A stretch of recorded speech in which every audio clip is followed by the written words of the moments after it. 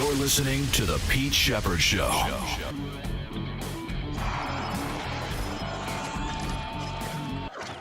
it's good to be back.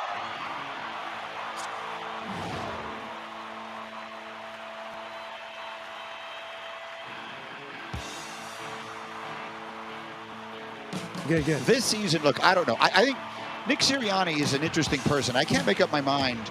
You hate him. Get Up doesn't really like Yeah, you Nick guys Sirianni. hate him. You guys kill him. You guys hate him. We You guys have dislike lower thirds that are like, this Yeah, guy why don't you like is A big dumb dipshit. That's what you guys Well, said. I mean, but that's strong. But there was a moment in time this season where I genuinely thought he was going to get fired. It's Boy, sounds a lot like our own Angel Martinez, Mike Greenberg, channeling Angel Martinez on the set of the Pat McAfee show yesterday in New Orleans. Good morning, everybody. It is a football freaky Friday. How's everybody doing? A couple days away, finally, from Super Bowl 59, and finally some drama that took place last night off the field with the Hall of Fame snubs.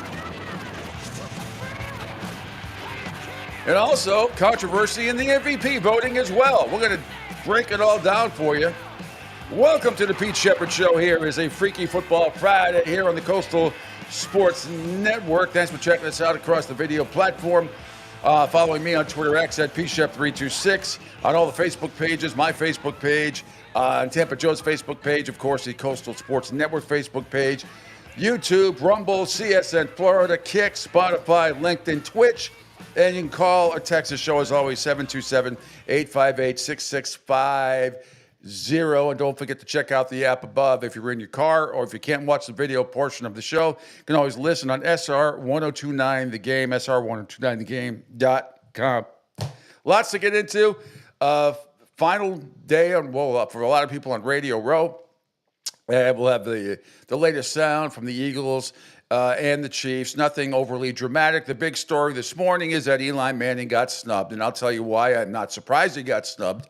And you could talk about Hall of Fame committees in every single sport from now until hell freezes over, and some of their torrential flood of illogic in some cases.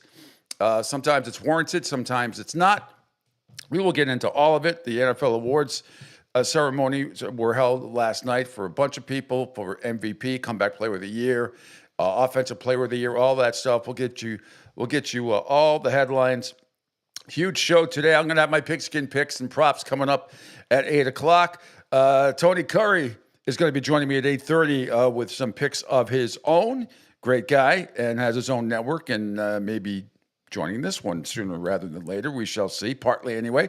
Celebrity chef Derek Fox is going to join us, the Southwest Florida native via Los Angeles and now in Dallas, and he's got a few big announcements that he wants to make. One of my favorite people, got to talk to him back in October. We had a great conversation, one of my favorite interviews of all time. And then Mia O'Brien from 1010XL and the host of Helmets and Heels, flagship for the Jaguars. She will join me at 9:30 as well. We'll hear her. She likes to put some shekels down, too. We'll hear her prop bets and who she thinks is going to win the game between the Eagles and the Kansas City Chiefs. With that, also got some Tampa Bay Rays news. Trisha Whitaker, remember her? She was part of the Bally's broadcast for many years, did a great job. Well, she's got her own podcast now, Foul Territory. She was on with Ken Rosenthal. They both provide sort of an update of what's going on with the Tampa Bay Rays and the Trop. So we'll get to all of that and a lot more. And with that, we say good morning to Angel Martinez. Good morning, Angel. How are you?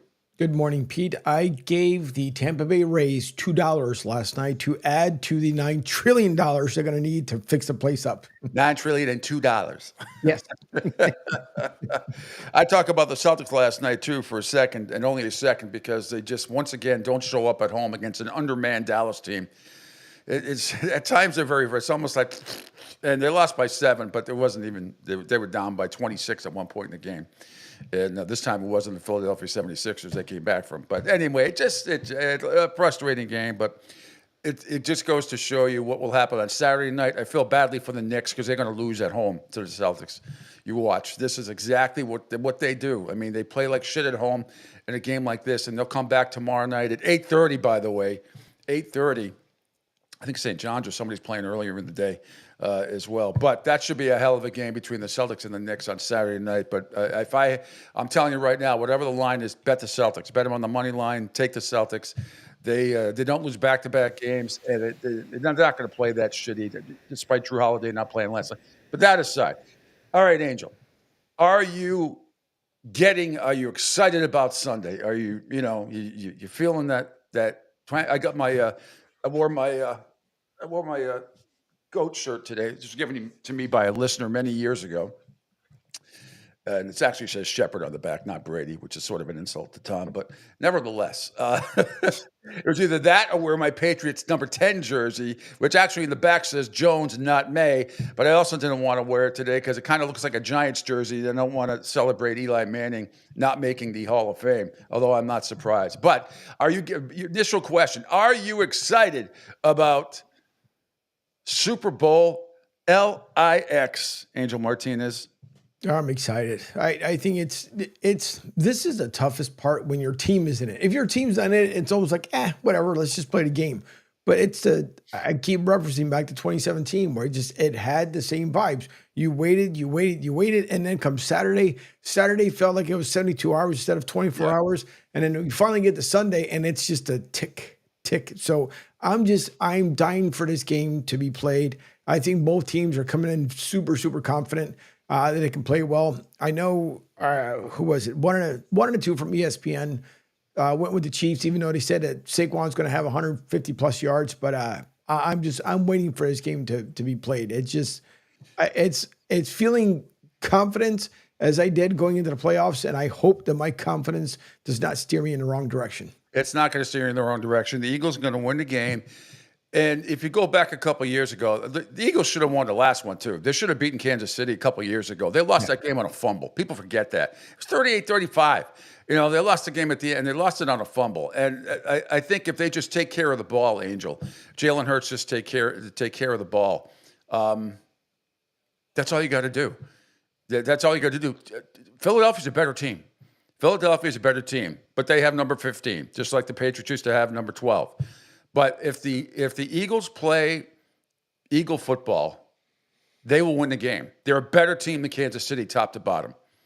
You want to factor coaching in. Hopefully, the big factor in this one is going to be people are going to have a bullseye on all the referees.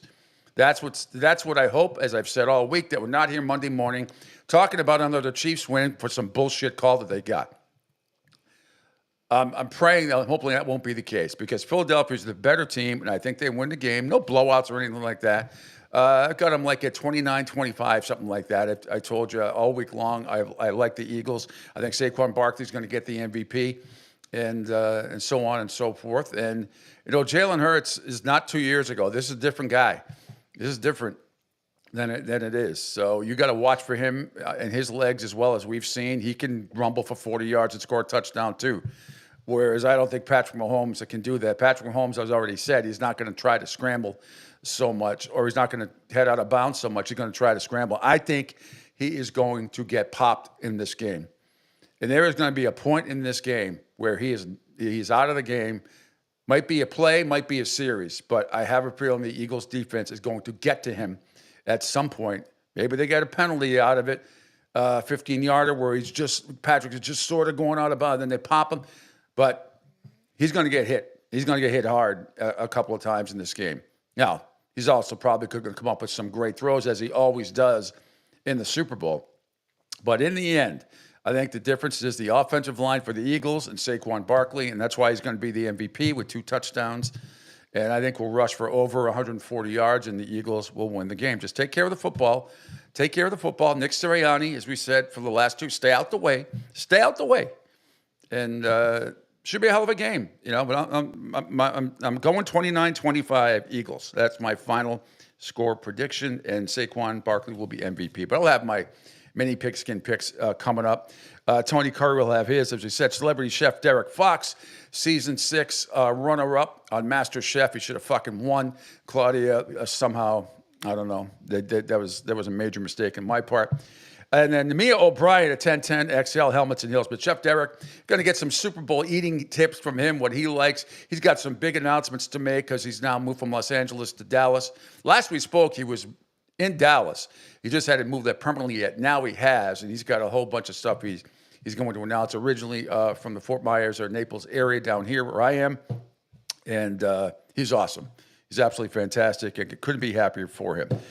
All right, Angel, man. So tell me your Super Bowl before we get into the why. Nobody wants to bring up these numbers as to why Peyton Manning did not get into the Hall of Fame. Eli? Peyton Manning. Eli. Yes, they all look the same to me.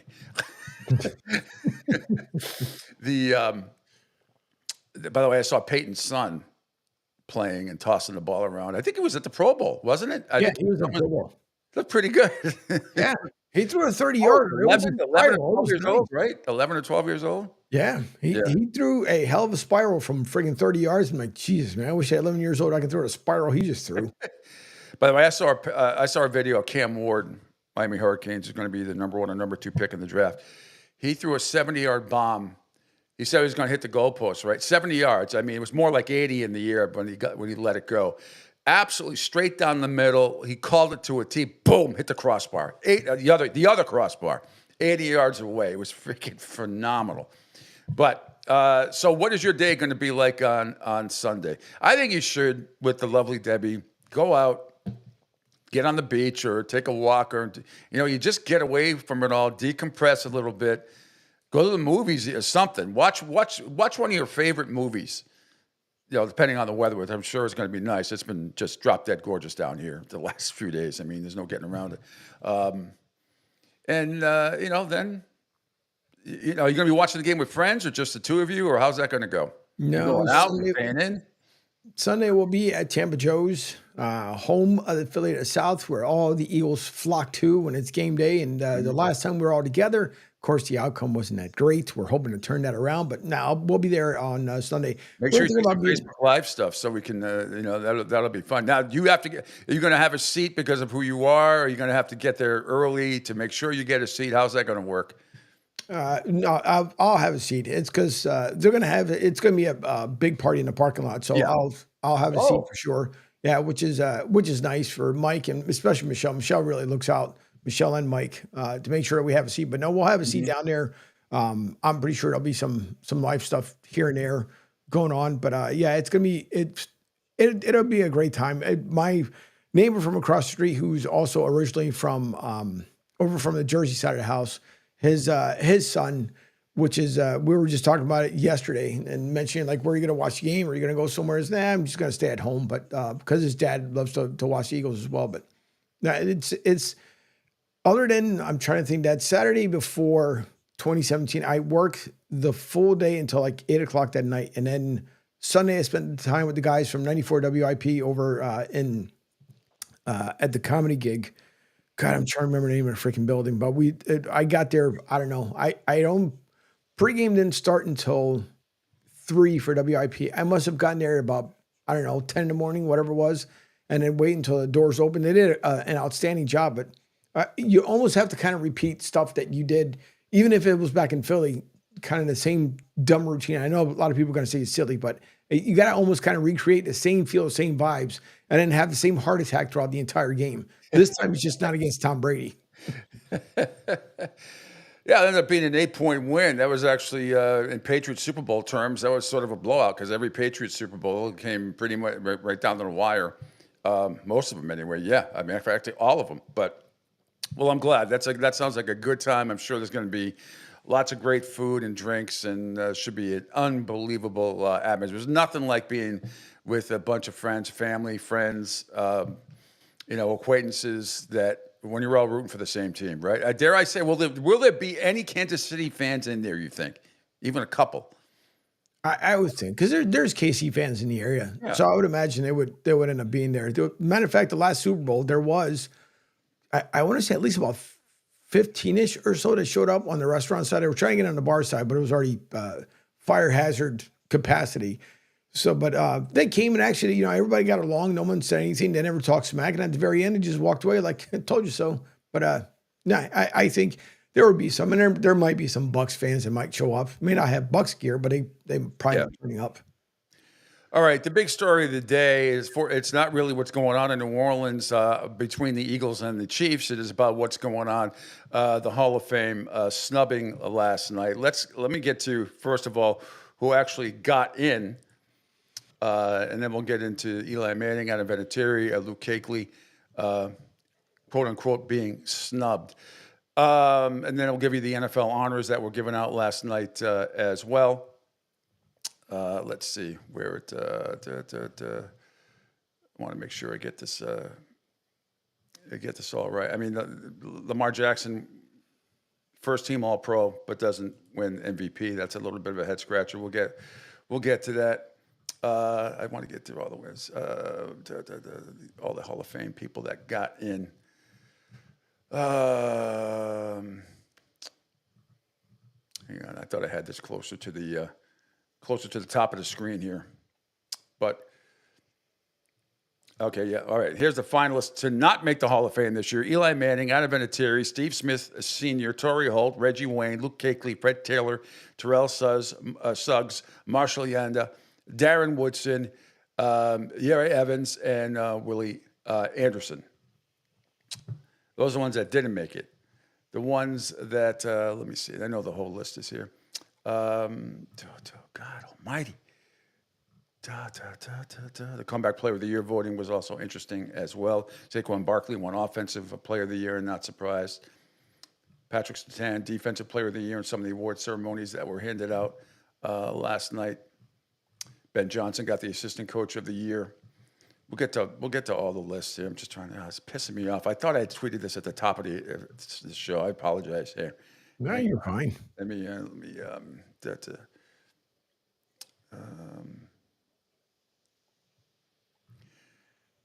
just, I will switch over. Well, all right, let's get it. We'll get the list and the whole list in a second, okay? Yep. And Hellbinger says Giants Nation needs to protest the NFL. All right, let's look the good, the bad, and the ugly when it comes to Eli Manning. Well, the great is, of course, he's part of 2 Super Bowl wins. I will never, ever give him credit for ever, or a lot of credit for what happened in the first Super Bowl against the Patriots. Yes, defensively, it was the Giants that did an amazing job against New England. Their defense did. But I am not ever going to give him credit for a fluky Hail Mary to Tyreek Hill that he caught in his helmet. That wasn't anything close to being a great pass. That was pure luck. Now, I tip my hat to the Giants because I'm still saying they deserve to win. Now, on that play, I still think Jarvis Green, by the rules then, had him in the grasp and should have been called a sack. But they didn't call it, and he ended up doing the Hail Mary and blah, blah, blah, and the rest is history. They made history. They beat the undefeated Patriots. They were 18-0, finished 18-1. The helmet catch by David Tyree. Now, one of the great Super Bowl throws in the history also came from Eli Manning to Mario Manningham back in 2011 in that one. Now, that is one of the greatest throws you will ever see in Super Bowl history. But let's look at everything. You have to take everything into consideration. And I've always said that it would be 50-50 at best, very, very close of Eli Manning getting into the Hall of Fame. I'm not surprised. And I and others are not surprised. Will he eventually get in? Probably. But when you look at the entire body of work, you can't just look at those 2 throws. People want to look at the David Tyree. They want to look at Manningham. They want to look at those 2 throws, but don't want to take into consideration the bulk of the rest of his career. I mean, Jim Plunkett won 2 Super Bowls too and didn't get in either. He should get in just for surviving the Patriots as a rookie, where he would have got decapitated. I mean, he should have got in just for that. Let me tell you, here's some numbers about Eli Manning. And you can't just poo-poo this because of the 2 catches. One that was he just threw it up and got lucky, and the other one was brilliant. He never led the NFL in a single standard regular season category. Never, except interceptions, which he led the league 3 different times. 20 picks in 2007, 25 in 2010, and 27 in 2013. He completed just a hair over 60% of his 8,119 pass attempts over the course of his career and averaged 3,564 yards per season, very pedestrian. And along the way, his average every year was 23 touchdowns and 15 interceptions. Not even a 2-to-1 ratio. So just go with those numbers. But he did win 2 Super Bowls, part of 2 Super Bowls.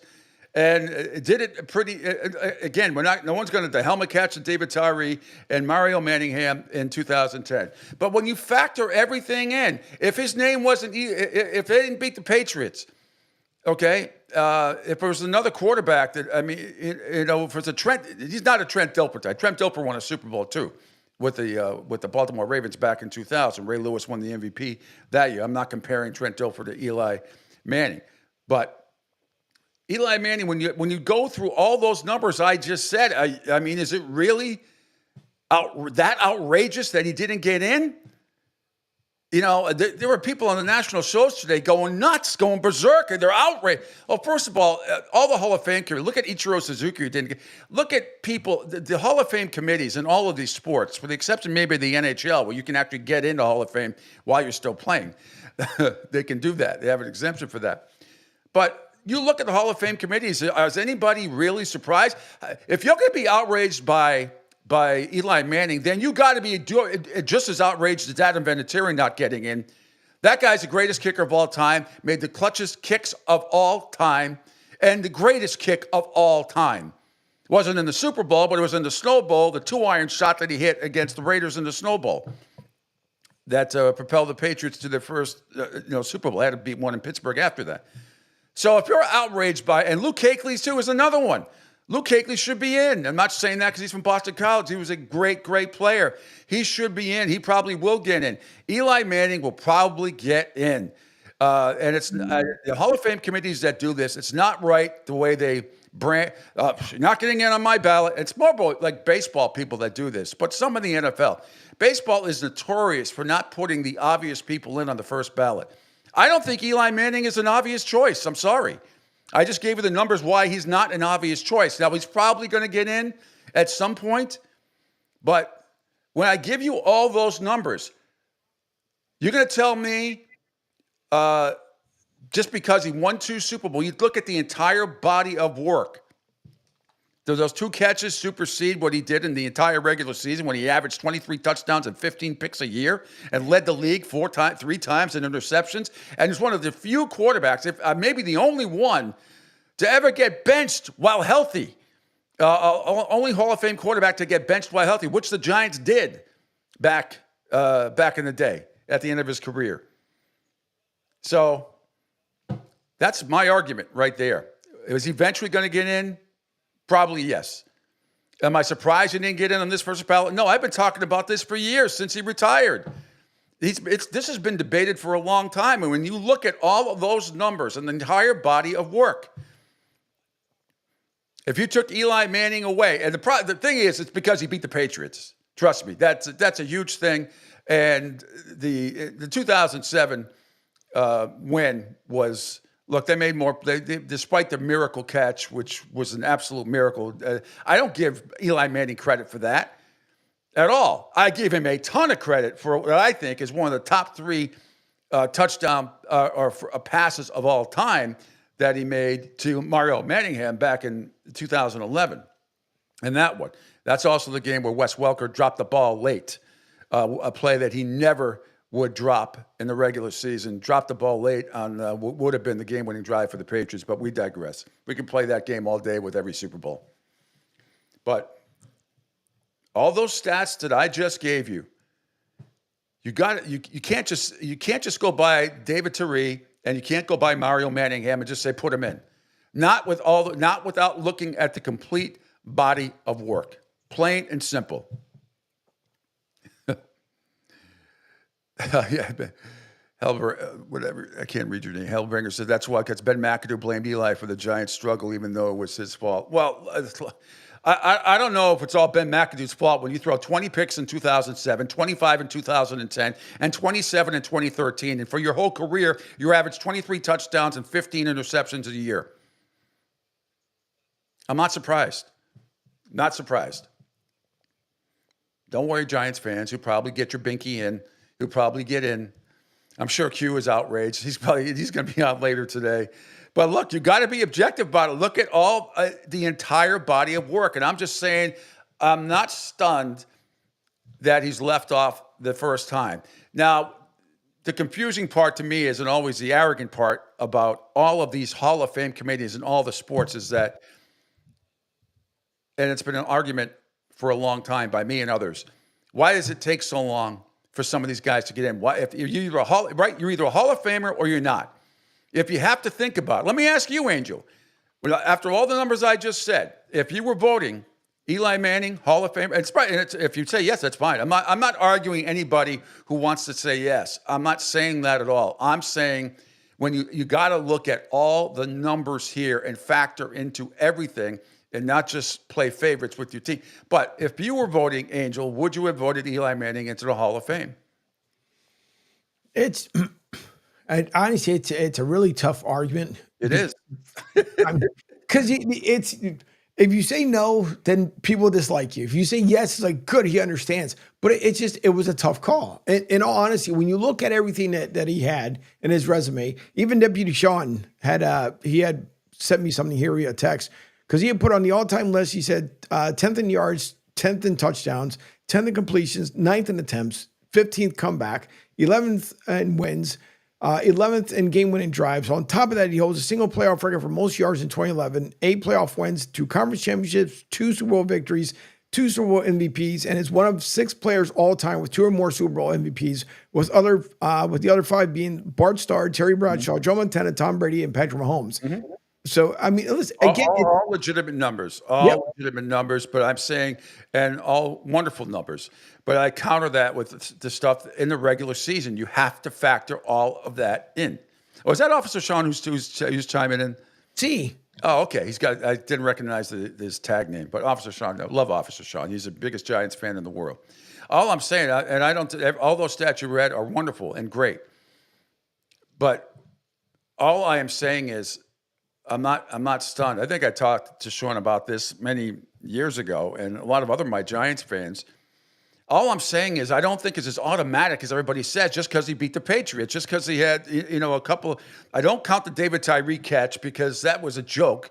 And the Mario Manningham, as I've said, I'll do the 180. That's one of the greatest throws, and it wasn't even a touchdown in Super Bowl history.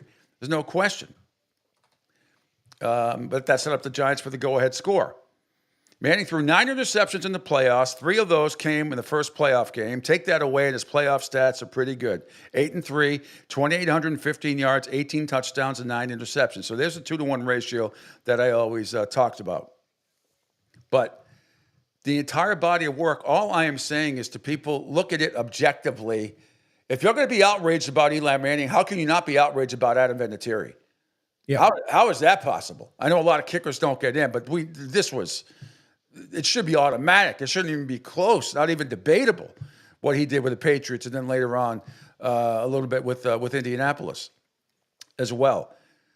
But the people who are speaking in absolutes this morning on ESPN and NFL Network and everything else, they're outraged that Eli didn't get in on the first ballot. I'm sorry. You take everything into consideration. I'm not surprised. I'm not saying it's the right thing or the wrong thing. I'm just saying I'm not surprised is all. That's all. He'll get in. Don't worry. He will get in. It's just they didn't think. And he didn't even finish in the top 2, if I'm not mistaken. That were left out. Didn't finish in the top 2.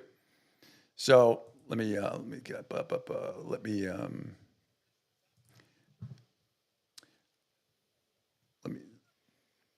Okay.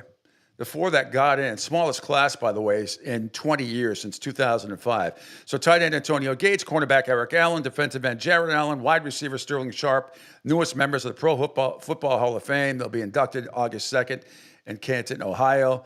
Patriots and Colts kicker Adam Vinatieri, Carolina Panthers linebacker Luke Kuechly, and Giants QB Eli Manning, all in their first year of eligibility, were not selected. And you can make a case that all 3 should have gotten in. There's no question about it. And I think all 3 should get in. And there lies what when we talk about Hall of Fame committees. Why all of a sudden, why does it take some people, and baseball people are notorious for this, why does it take, sometimes 2, 3, 4, 5 years? You're either a Hall of Famer, right, or you're not. And all of a sudden, it's guys change their mind in 3, 4, 5 years down the road. And it happens in all the sports. Sean says, well, then why does someone like Sharp get in when he doesn't have longevity in his career? Well, look, there's a lot of people.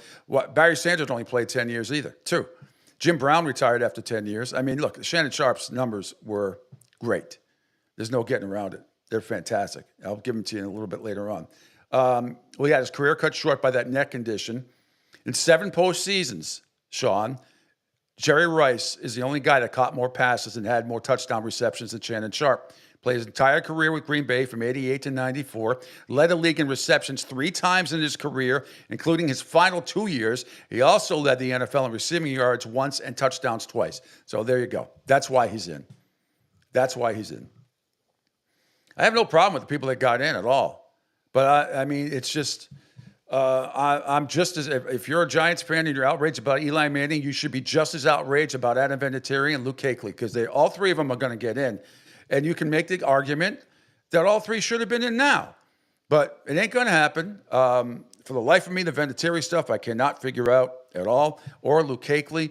If you're talking about quarterbacks and you factor in all the numbers, I'm not surprised that Eli didn't get in. I've been saying it for years. I think he will eventually. Your beef is with the Hall of Fame people, because next year if he gets in, people know why. What changed? Nothing's going to change in any of these guys' careers, neither past, present, or future. Nothing's going to change. So either you put him in now or what. But it's just, it doesn't work. It doesn't work that way in all sports. It does not work that way. All right. And speaking of Eli Manning.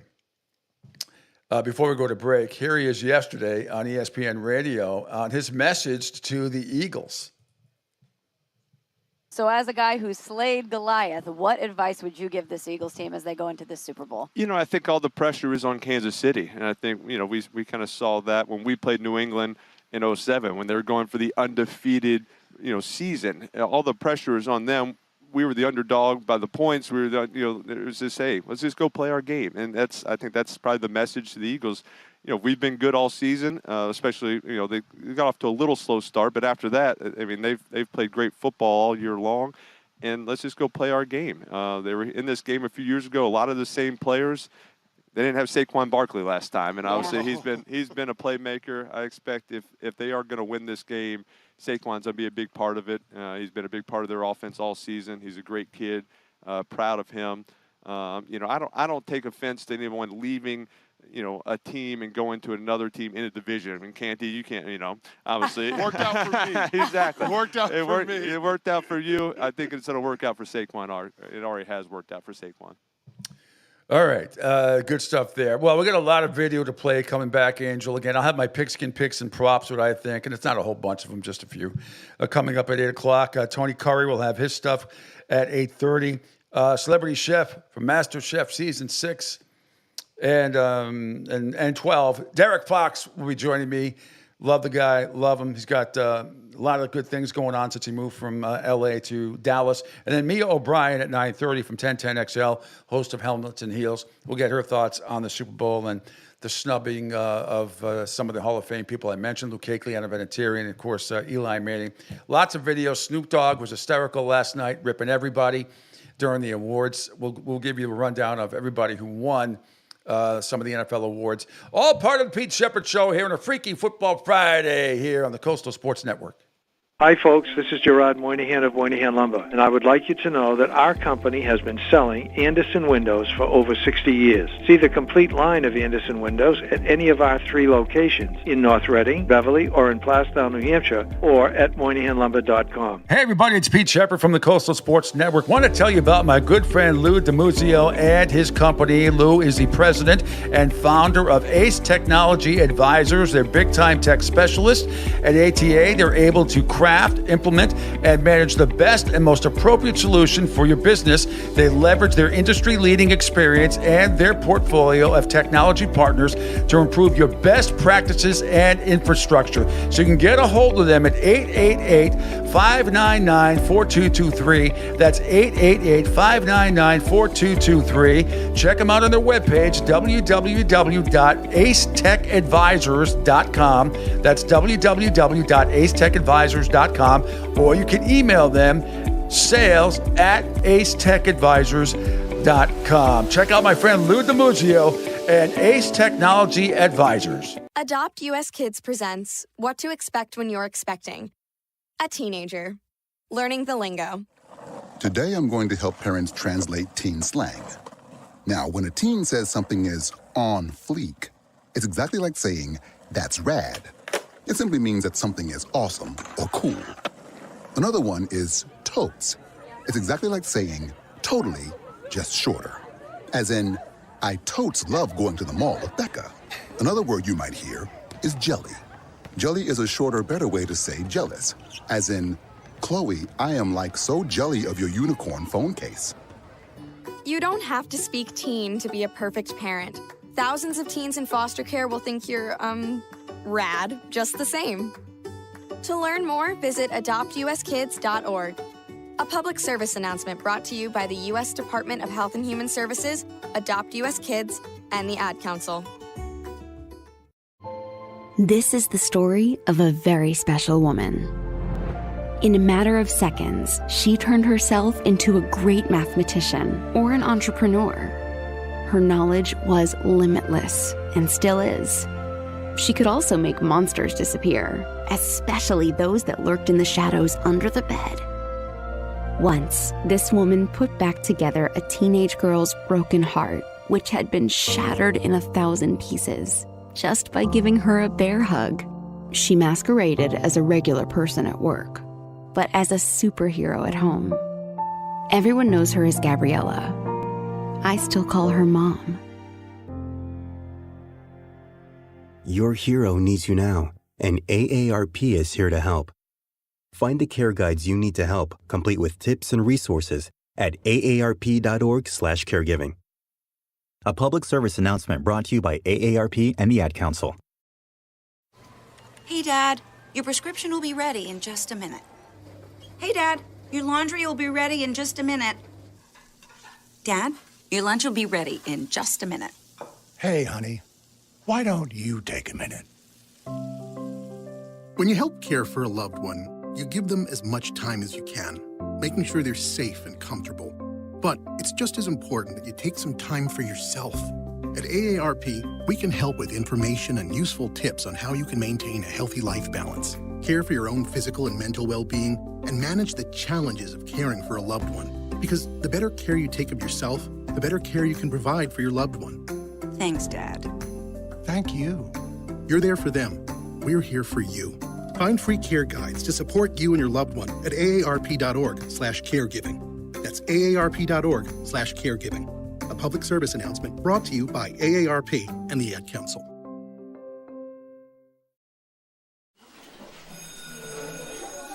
All right, class, let's hear what everyone did this weekend.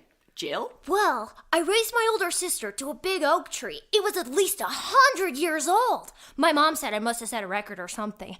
And then we went down by a stream and perched up on this huge rock and saw all of these little minnows swimming around way below us. And then I rescued my little brother from an evil slug king who was guarding him at the bush fortress. And my sister and I brought him back to our super twig fort for safety. And then we all laid out and told stories until it got dark. And the Big Dipper led us all the way home. Wow. Awesome. Where were you, Jill? Yeah. We went to the forest. It's not that far away. Anyone want to come this weekend? Ask your parents to take you and your friends to the forest this week and find the fun, adventurous you. It's closer than you think. Check out discovertheforest.org. Brought to you by the U.S. Forest Service and the Ad Council. Don't spaz out because your team lost. Let Pete do it for you. Now, back to the Pete Sheppard Show.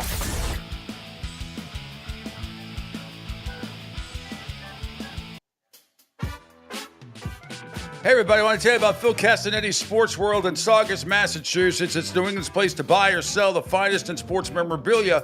For over 35 years, Sports World has offered the finest in sports collectibles. Check them out. Get down there at Phil Castanetti's Sports World, 184 Broadway in Saugus. Call 781-233-7222 for more information. Sports World in Saugus. Get down there, damn it. Get down there. Back here on the Pete Sheppard Show. It is the Friday before the Super Bowl. Also, my 1-year anniversary of becoming deathly ill in Las Vegas, so much so that I couldn't do my show on that Friday morning. It started Thursday afternoon, and I did not get better. We had that Monday off after the Super Bowl, and I think maybe even Tuesday, but knocked me on my tuchus like you cannot believe. I have never felt that sick, or one of the worst times I've felt. When you're lying in, you can't move. I'm in bed, I can't move, and it's dark. There's no clock in the room, so I'm using my phone for everything. The plug couldn't reach because the hotel we stayed at was a piece of shit, and the amenities were terrible, and it was like you're going in and out of consciousness. It was crazy. But you, Angel, you guys did all, and the rest, you guys all did a wonderful job. All right, let's get into it. So many great guests coming up today. Like I said, I'll have my Pigskin Picks at 8. Tony Curry has his at 8:30. Celebrity chef Derek Fox from MasterChef Season 6 and 12 will be joining me at 9 o'clock. And Mia O'Brien, 1010XL, host of Helmets and Heels, at 9:30 a.m. All right, and if we could scroll down on my Twitter page, a couple videos here. Here is Marcus Spears on Get Up yesterday, and has he's leaning towards the Philadelphia Eagles as well. Obviously, been listening to me. He has no experience at this. All right. Let's bring this on over. Yep. 35-38 was the score of this game. Yep. And it was a fumble for a touchdown. Like 2 years ago, And in the Super Bowl. You brought up San Francisco. I just watched Jalen Hurts rush for 3 touchdowns. Yeah. A week ago. This is a different animal for the Kansas City Chiefs. Yeah. And it's because of that two-headed monster in the backfield, and you got to determine what your numbers are going to be. Are you going to be comfortable with Trent McDuffie manning up against A.J. Brown when you're trying to figure out what's going on in the backfield? There's a lot of issues that they present. And we sat here for years now, and there is no way that Kansas City should win this game if the Eagles play clean, except Kansas City got 15. That's right. And we always go back to that. But, G, look at the color of my phone case. It's green. Okay. I'm on the verge, man, because here's the thing. If you can eliminate mistakes against Kansas City in critical moments, you have a chance to beat them. And I haven't seen Philly not be that big play, ability to make a play team in critical down and distance situations. All right, and it's interesting because when you said in the beginning, when Swagoo said you get, about 15, some people might think, 15 yards for personal foul play that went not 15 Patrick Mahomes' number, but the 15 yards that Kansas City seems to inevitably get in some of these playoff games. All right, if we could scroll up, you heard the first part of this earlier at the opening of the show. On the Pat McAfee show yesterday, Greeny was on with the boys, and had some interesting take about head coach Nick Sirianni, the Philadelphia Eagles. Oh, boy. Good. This season, look, I don't know. I think Nick Sirianni is an interesting person. I can't make up my mind. You hate him. Get Up doesn't really like Yeah, Nick you guys Sirianni. hate him. You guys kill him. You guys hate him. You guys have lower thirds that are like, this guy is A big dumb dipshit. That's what you guys Well, said. I mean, but that's strong. But there was a moment in time this season where I genuinely thought he was going to get fired. It's remarkable when you think about it. But when he was yelling at the fans, or as it turned out now, but the way that whole thing looked in that moment, it was awesome. After what was it, the Jacksonville game? It was sort of a lackluster win. Loved it. Yeah, it was awesome. Run the ball. It was He was awesome. yelling at him. They were like 3-2. But I think you have to give him a lot of credit because the buck stops with him. At the end of the day, we can give all the credit in the world to Vic Fangio and to Kellen Moore and to all the talent and all that sort of thing. But if things had gone sideways, we would have blamed him for sure. So it's not fair to put the coach in a position where if everything goes bad, it's his fault. If everything goes well, he deserves none of the credit. That's an unfair position to take. So I think you have to give him credit for this team having steadied itself after what I think was a fairly uneven beginning and being where they are now, which is they look like the best team in the league. Had to replace both coordinators, and then you talk about changing, your play style. That's one thing to manage a quarterback, but you got to manage those egos of those wide receivers too. You're talking about guys who are paid and who are number one and probably 1B type wide receivers that's not getting 30 pass attempts like the most of these big time offenses and quarterbacks want. And they were the ones that did the Gatorade bath dump. The wide receivers were. So it's like, it was funny to watch the reaction about they were winning and they're in the Super Bowl. Sirianni, what did he do? This guy doesn't do anything. The guy's the head coach of the team. Which I think is also why he told, a couple people to tongue his beanbag. I don't know if he said that. That was fake. That was a fake press conference. I think. Nuts. I don't think it was actually Coach Sirianni. Toss his beanbag. Anyway, but I do think you got to give Nick Sirianni, you got to give him a lot of credit for keeping the team together during that diva, the diva couple of weeks with AJ Brown and everything else. And after all that stuff with Jalen Hurts, I think the next game, right? AJ had 104 yards catches and a touchdown. I mean, he kept that all together. I think last year it would have fallen apart, Angel, as we saw them losing the last 6 and get humiliated by Tampa Bay in the playoffs. But you got to give him credit as personal growth as a coach. I think you have to, because Greeny's right, and he basically said what it applies to not only coaches but quarterbacks. I mean, you get none of the credit. You're either going to get all the credit, or you're the bum when you lose. And a lot of that, I think people like yourself, and I understand for at least the first half of the season, you're waiting for the other shoe to drop on this team, so you could rip the shit out of him. But to his credit, Angel, it never happened. And to your credit, you've come a long way. You have peaked. You have ascended. Your biorhythm going way up in this. Last quarter. Eventually, the algorithm had to change, as the young folks say. But no, listen, Grinny it felt the same way, the way I did. And yes, I will give Nick Sirianni credit because he did. It's like everything else. When Dougie P came to Philly, it was the same thing. It's about being humble. But Dougie P didn't have kind of the same thing that would happen with Nick Sirianni. But I think once he finally figured out, okay, this isn't about me. This is about this team. And I'm not saying it was all about him either. But once he figured out, okay, I really need to act like a head coach. I need to stop being a fanboy, and I need to get my stuff together. And once he did, I mean, they are where they are right now, which is at the Super Bowl. So I hope, and I'll give him all the credit in the world. I really hope he's able to take the naysayers and put them away at least for a game, because then when, come February, 10th? The clock starts all over again. So I'll let him celebrate for about 24 hours, and then it's back to work, as I always say. But Nick Sirianni deserves a lot of credit. He got this team turned around, and AJ Brown finally got on board as well. I don't care about the book. It was funny when Snoop Dogg brought it out, but to me, it's everybody finally got together when they needed to get together, and they were able to pull it off. And now they're at the biggest game ever for them. For some of these guys, it's being back there again, but now it's about finishing the job. Josh Allen became the first player in 21 years to capture the MVP without being named first-team All-Pro. Since MVP was first handed out in 1957, the only other players to win the award, despite not being a first-team All-Pro, and there were 2 of them. Angel, can you name them? And I will tell you this, it's not going way back. It's from, I'm not going to give the exact year. One was in the 80s and one was in the 2000s. Lamar Jackson? No. Damn it. Nope. What was in the 80s? Jim Plunkett? Nope. Damn it. A little later. A little bit later. Troy Aikman?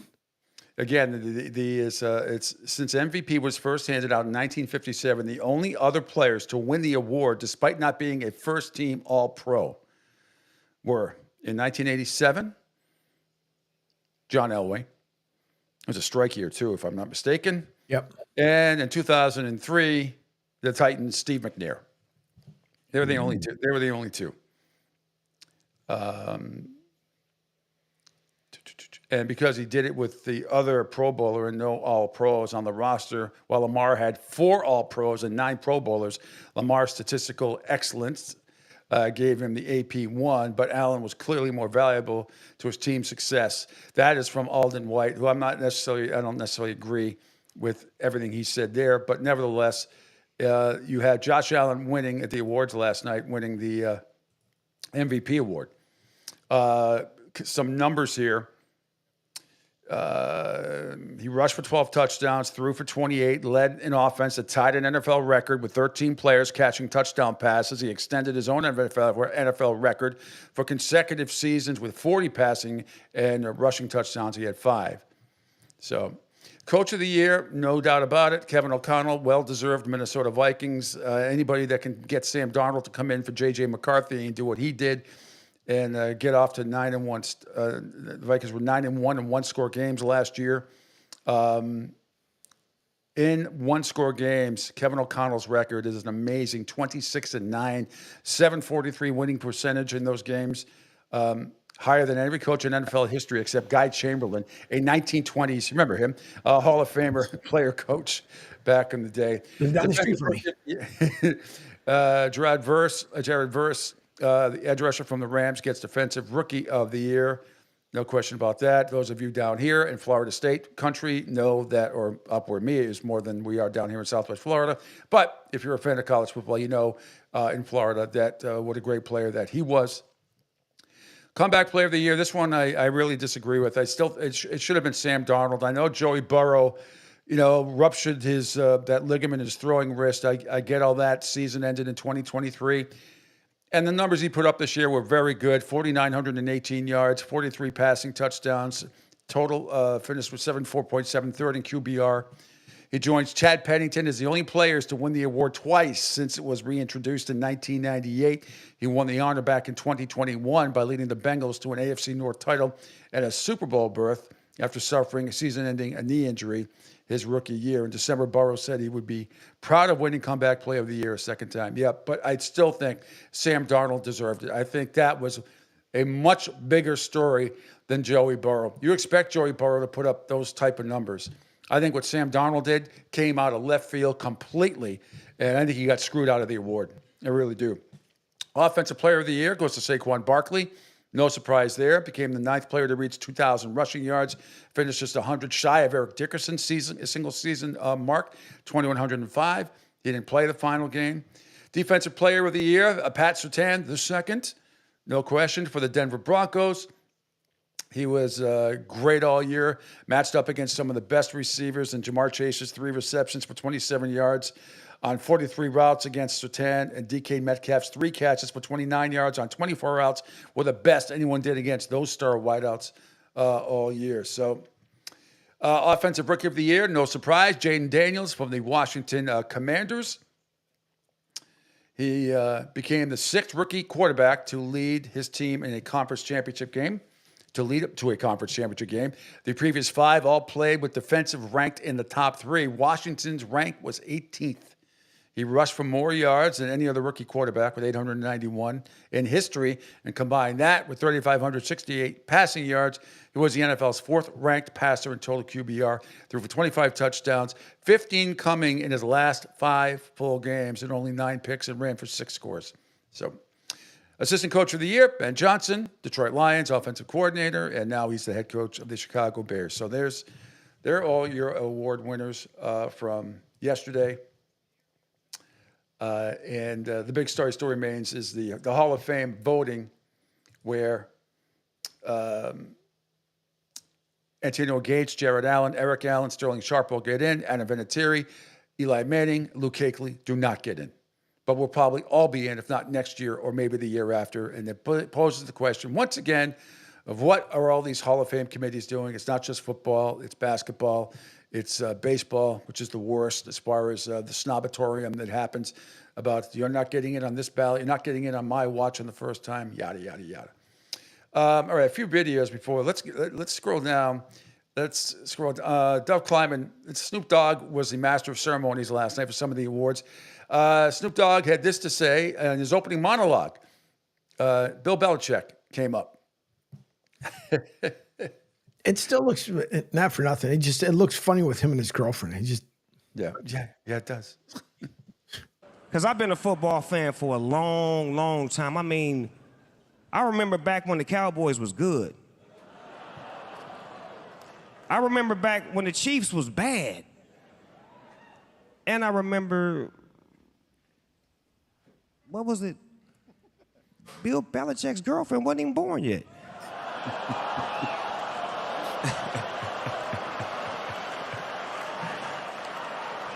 Because I've been a Hudson. football fan for a Jordan Hudson. long, Look at the outfit she's got on, too. I mean, that, by the way, it was like the ladies last night, like they were auditioning for the Oscars or something like that. It's like, yeah, they all were dressed in skimpy clothes, not just Jordan, but everybody else. All right, a couple more, or one more. If we could scroll up.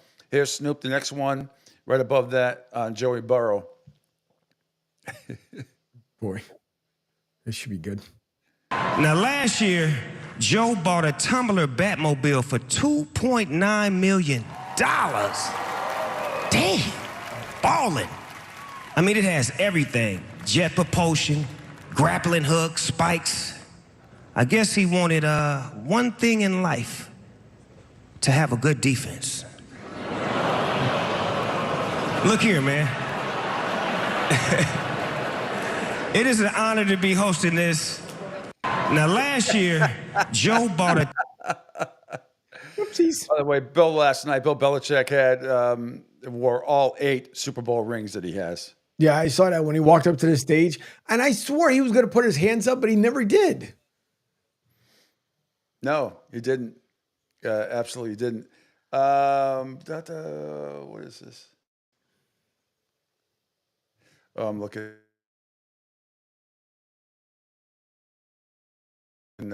Last night it was obviously a who's who for these award ceremonies, but it looked like an Oscars ceremony. I didn't watch it live. It was on Fox. I didn't watch it live. But all right, if we could refresh, Angel, one more time. If you can refresh, I just tweeted it out on the Pat McAfee show. Nick Sirianni ended up calling me, and we had a great conversation. So this is with Dan Orlovsky. This is really good. This happened on McAfee's show yesterday as well at the Convention Center at the Super Bowl. Let's talk about the coach for the Philadelphia Eagles. Coach Sirianni has a question for you. Yeah, Dan, this week's finally here. Okay, you're going to have to answer a lot of questions if the Eagles win the Super Bowl. Have you had a chance to talk to Coach Sirianni? Has he spit in your face? Has he said, hey, you're a piece of shit? What has the discourse between you and Coach Sirianni been like this week? Can we talk about this whole process of that day? I've told you about it, haven't I? When you did that first time, I texted you like, what the fudge, man? You're like, sorry, I had to. I'm like, I'm getting so many texts. I think I told you guys, so many text messages of why do you hate Sirianni? Why do you hate the Eagles? He ended up calling me like 2 or 3 weeks after that. I was in the car with my wife. Again, diehard Eagles fan. And it pops up on my phone, Nick Sirianni. So she looks at me like in total fear. And I'm like, what? She's like, are you going to answer that? Yes. So I answer it. We have a good conversation for like 10 minutes. We chit-chat about life in general, blah, blah, blah, families. And then I kind of hit him with the like, listen, Coach, I've been really hard on you. And he's like, Dan, you don't have to apologize to me. Like it comes with it. Like it's not a big deal. I was like, I don't think I've ever crossed the line of personal, but if I have, I apologize. He's like, you have. Yeah. He's like, you haven't. He's like, it's all good. That's him saying So then that. you did it again like a week or two ago. So we exchanged texts for about a day, all good stuff. You did it about a week or two ago, and I sent them the clip, the beanbag one. Yeah, licking it. He didn't get back to me. Excuse me. He didn't get back to me. Uh-oh. And I was like, oh, gosh. Uh-oh. So I waited. Yesterday, he got back to me and said, like, ha, ha, ha, just seeing this. And I was like, it was a good laugh. So I think we're in good terms. Yeah, of course. We're in a good place. Yeah, and you took credit for how good they are on a tweet to me. Remember, he said, pressure makes diamonds. He's welcome that I put the pressure on him. But you guys did have a field day at Nick Sirianni's expense. Do you think maybe next year, if they continue to have success and win games, you'll be a little bit, like, maybe this guy isn't a big dumb dipshit every single day? Do you think about that? Do you think the perception? I of might him be has more changed? conscious of that. Do you think the perception of him has potentially changed because of how the season has gone? Yes. Oh, absolutely. Because he's definitely he's evolved throughout the season. He's grown and developed throughout the season. I think he's managed the games a little bit in a different way throughout the season than he did a little bit in the first 5 or 6 weeks. I think it's a huge storyline in this game. Like 4th and 3. Jake Elliott's had some misses this year. 4th and 3 at the 36-yard line. Is he going to go for it? Is he going to kick the field goal? Like, that'll be a really interesting kind of seeing how he handles that. And I hope he doesn't go into the mentality, because it's not like the Kansas City Chiefs are a big strike offense this year. They really haven't been. A couple plays here and there, but You know, if I'm Nick Sirianni and I'm in that situation, take the points. If you're up going 3-0 as opposed to trying for it on 4th down and goal, say from the 6 or 7 yard line, take the points. Take the points because you will regret it later. I'm telling you. Ask the Buffalo Bills. Besides the horrific calls, they had a couple of stupid 2-point conversions that they probably shouldn't have gone for at the time. Before we go to break, a couple more. Here is the Eagles' A.J. Brown. Angel says a fan yelled at him to lock in outside his hotel. It says Eagles fans just want to win. Very passionate. Literally, yesterday I was waiting on my food outside the hotel. Somebody yelled my name, was like, AJ, lock in. I'm like, all right. You know, but I appreciate that because, you know, they wear their emotions on their sleeves when it comes to this game. You know, if we win or lose, it goes basically how their day gonna go, you know, for the rest of the week, you know, on a regular basis, you know, and you know, they just want to win, you know, and we do too, so, you know, so.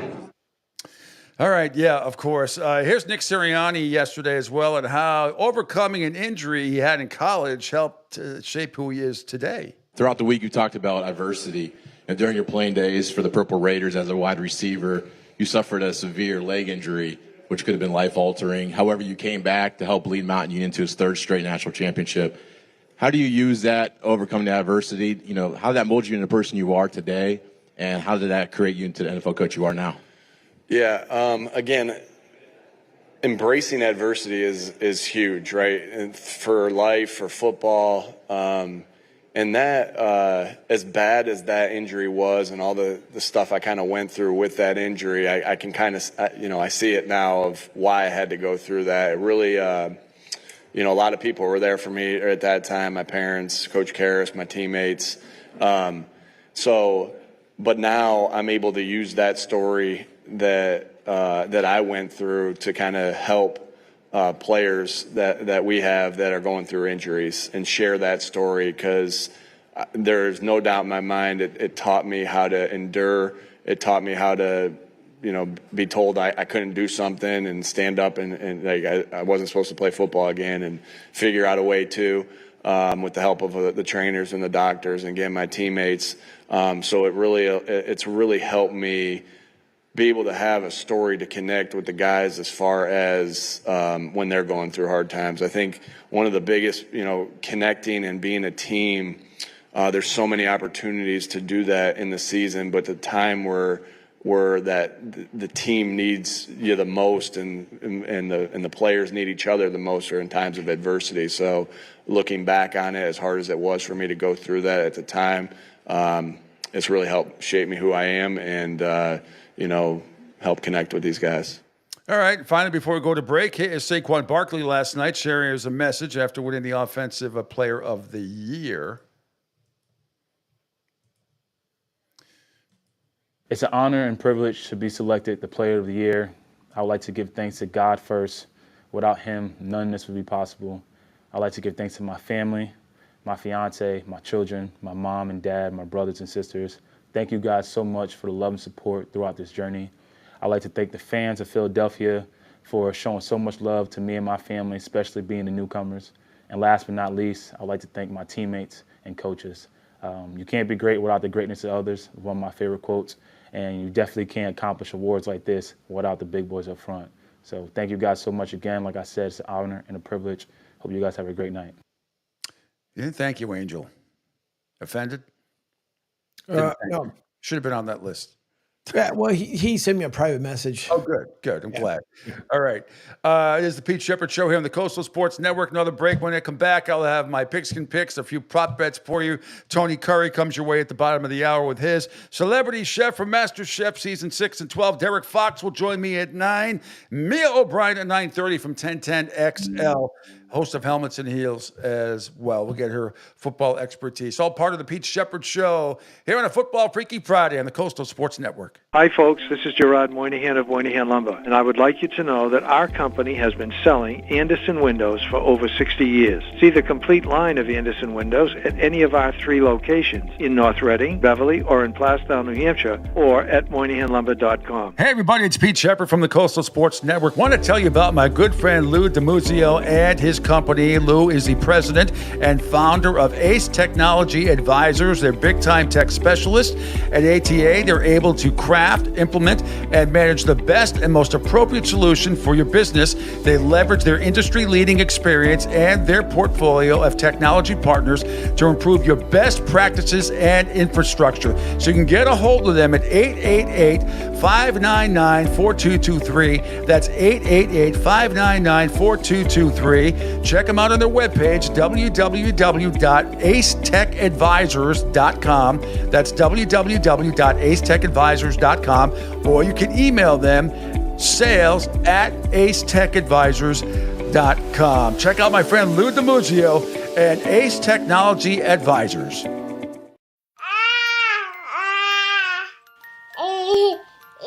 To some people, the sound of a baby babbling doesn't mean much. But that's not necessarily true. By 6 months, they're combining vowels and consonants. By 9 months, they're trying out different kinds of sounds. And by 12 months, their babbling is beginning to take on some meaning. Especially if there's no babbling at all. Little to no babbling by 12 months or later is just one of the possible signs of autism in children. Early screening and intervention can make a lifetime of difference and unlock a world of possibilities. Take the first step at autismspeaks.org. A public service announcement brought to you by Autism Speaks and the Ad Council. The following is made possible by Dad. Why was the basketball court all wet? Because the players kept dribbling all over it. The dad joke. Corny, grown-worthy, but also one of the simplest ways to share a moment with your kids. Why do you have to be careful when it's raining cats and dogs? Because you might step in a poodle. And kids that spend more time with their dads grow up to be smarter, more successful. Can I tell you a cat joke? Just kidding. And, with any luck, funnier adults.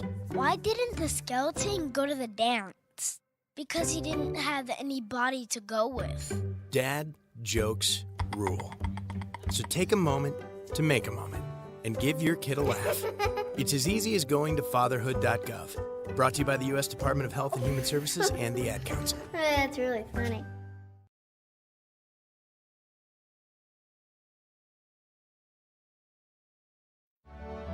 Okay, men, this is your time. Maybe you didn't choose this, but you're here now.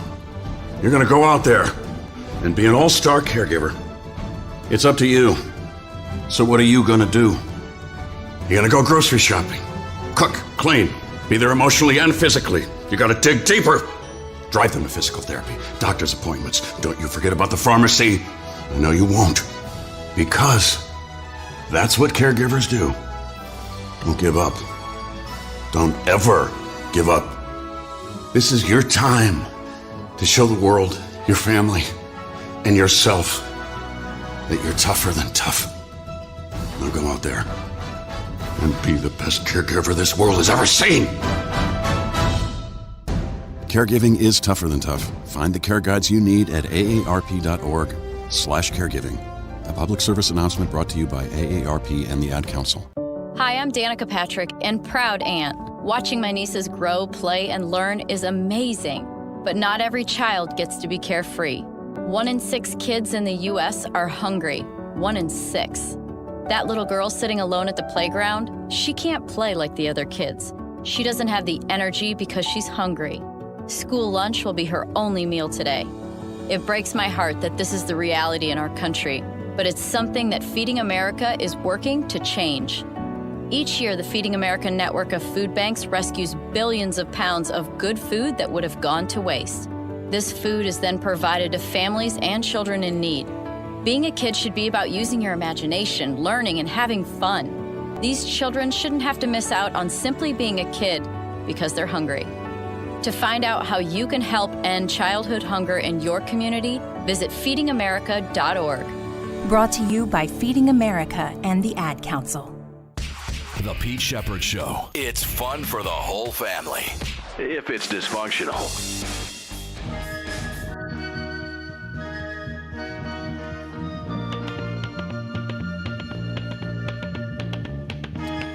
Welcome back to the Pete Sheppard Show. It's a football Freaky Friday. Yeah.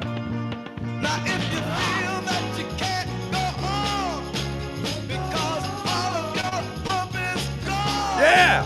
And your life is filled with much confusion. Yeah, like the Chiefs are going to be Sunday. It's just an illusion. Illusion. And your world around is crumbling down. That's right. Come on, Jalen. Reach out to me. Say, Claude, reach out to me.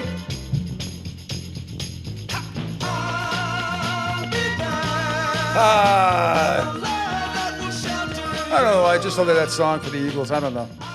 Get motivated by that. It's more of a love song. But anyway, it is. Reach out. I'll be there. Well, you know, they have the love statue in Philly, so that was a perfect song for him.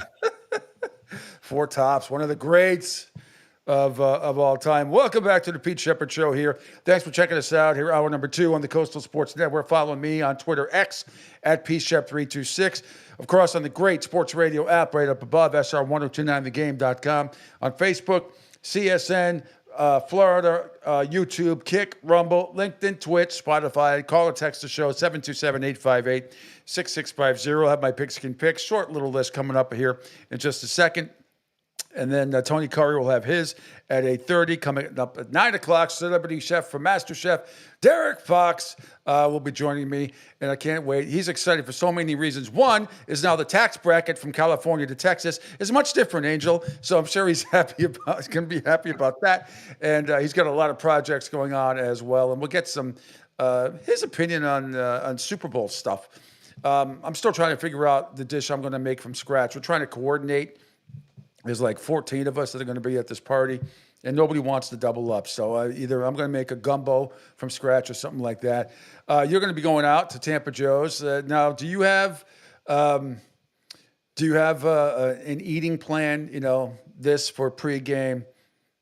I mean, nobody wants to overeat and feel like you're going to take a nap. That's why, shoving your face full of pizza at 4:30 before a 6:30 game is probably not the smartest thing to do. No. But you have an eating schedule that, you will try to maintain. I mean, you're in great shape anyway. But, what's the, non-greasy here, then, I mean, give me the ascension of the Angel Martinez menu, what's going on, what you're going to get from Tampa Joe's. I don't know, because they have a lot of good food. And the problem is you can't, unless you get like a pretzel or something, and even those are big over there. But something, you'd have to start out with something small prior to the game, because you're right. Because if you eat too much and then the game rolls around and you feel like you're ready to snooze away, but that's some like small appetizer to start with, and then I'll just wait until just before the game starts, or the half, 1 or 2, depending on how things are going. But then after that, it'll be potato skins, something with I'm pretty sure with wings and the usual accoutrement of stuff to. And you're not a big drinker, but I mean, those I just encourage everybody out there, don't get so slammed before the game that you don't even make it to the game. I've seen it happen a lot. So pace yourselves, try to hold off drinking until like 5 o'clock, Eastern time anyway. Yeah, I'm getting trash. I'm going to have 6 iced teas before the game starts. Not Long Island iced teas, regular iced tea. No, yeah. Sweet tea, as they have down here. I'm not a fan of sweet tea with sugar. If I have sweet tea, I'm putting stevia in. I love iced tea. It just, sweet tea down here is very, very sweet. Yeah, no, Tampa Joe's, they get a really good one because you can get like a raspberry or peach one, depending on what they have. Yeah. But even with just that in there, it's good enough without any freaking sugars. I don't put sugar in mine. I just put the. Oh, that's good. Yeah, but otherwise, even a little shot of lemonade or something. That's great. Yeah. Yeah, that's a go. You put some vodka. I've had vodka and non-sugar iced tea and everything. Ooh, that's a good drink. Yep. 2 comments. One, Jerry says, Orlovsky sounds like Angel. The more they win, the more they like him, as he laughed about it. Yeah. Jokes on me. And then Rick says, yeah, Tampa Joe's is going to be huge. It is going to be big. Big. Yeah. So what time will you get there? About 6 a.m. I can camp out in the parking lot and make sure everything's all right. There's some security. Rick says quesadilla. Yeah, that's a good. I we try to do theme every party that we have. We always try to do the opposing team for the Patriots anyway. For the opposing team, some cuisine. Now, obviously, because it's Philadelphia and Kansas City, the first thing you got to think of, right, is you first think of New Orleans cuisine, then you think of cheesesteaks of Philadelphia.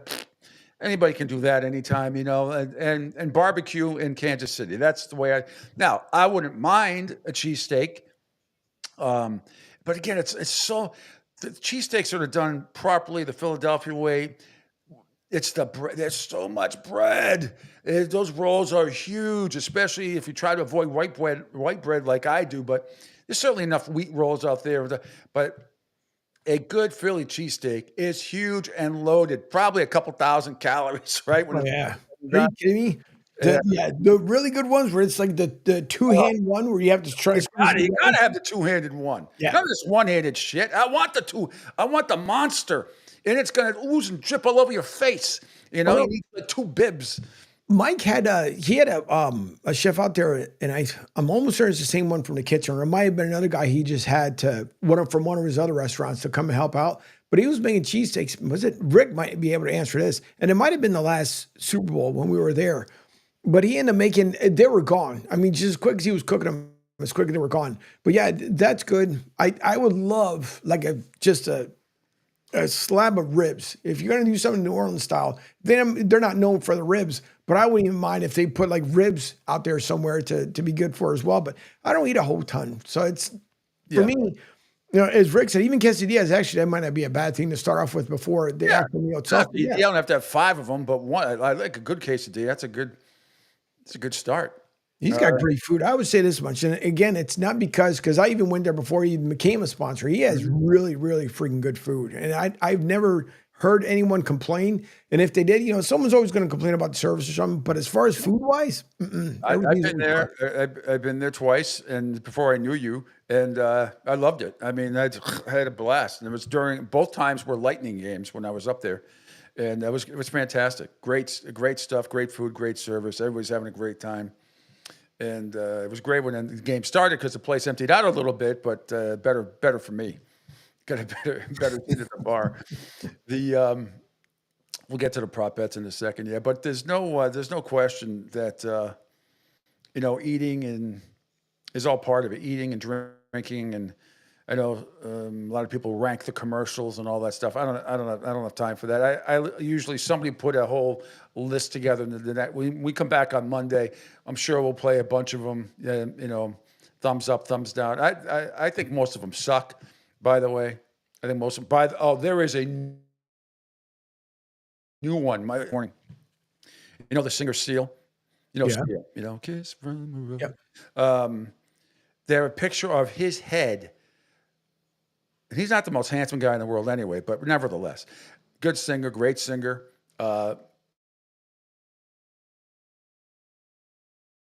Seal, his head is on the body of a seal. Oh boy. It's wicked disturbing. Now, and I don't know what the spot is for. I just saw the still shot of it, and no. Speaking of, I saw him. This is many years ago, but down in at the Inner Harbor in Baltimore. Yeah, he put on and it was a small one. So he did a small show. It was probably, honestly, got about 150 people, and I got super lucky being able to get the tickets. But I will say this much: and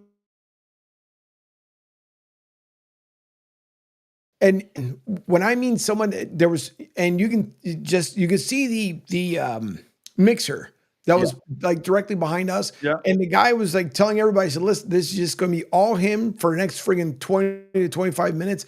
That man can belt some. Oh yeah, he's unbelievable. Zero machines, zero freaking music. He is phenomenal. It's like you just showed up for like a local band, like or maybe like a karaoke guy. He has one speaker and a microphone, and maybe had some taped instrumental in the background, so he could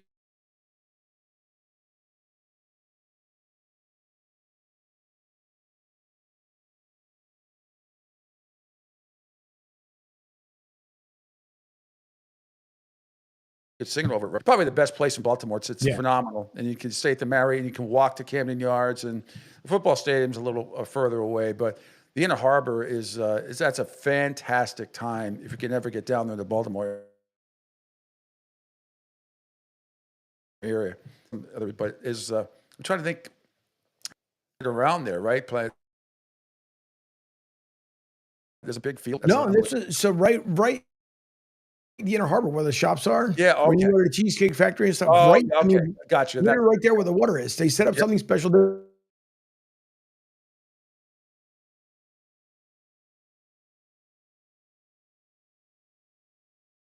This is just matter of fact, working on that building, and it was something small, something that wasn't really announced to a lot of people. But as people were walking by, it just goes to show you how much they didn't announce. Mm-hmm.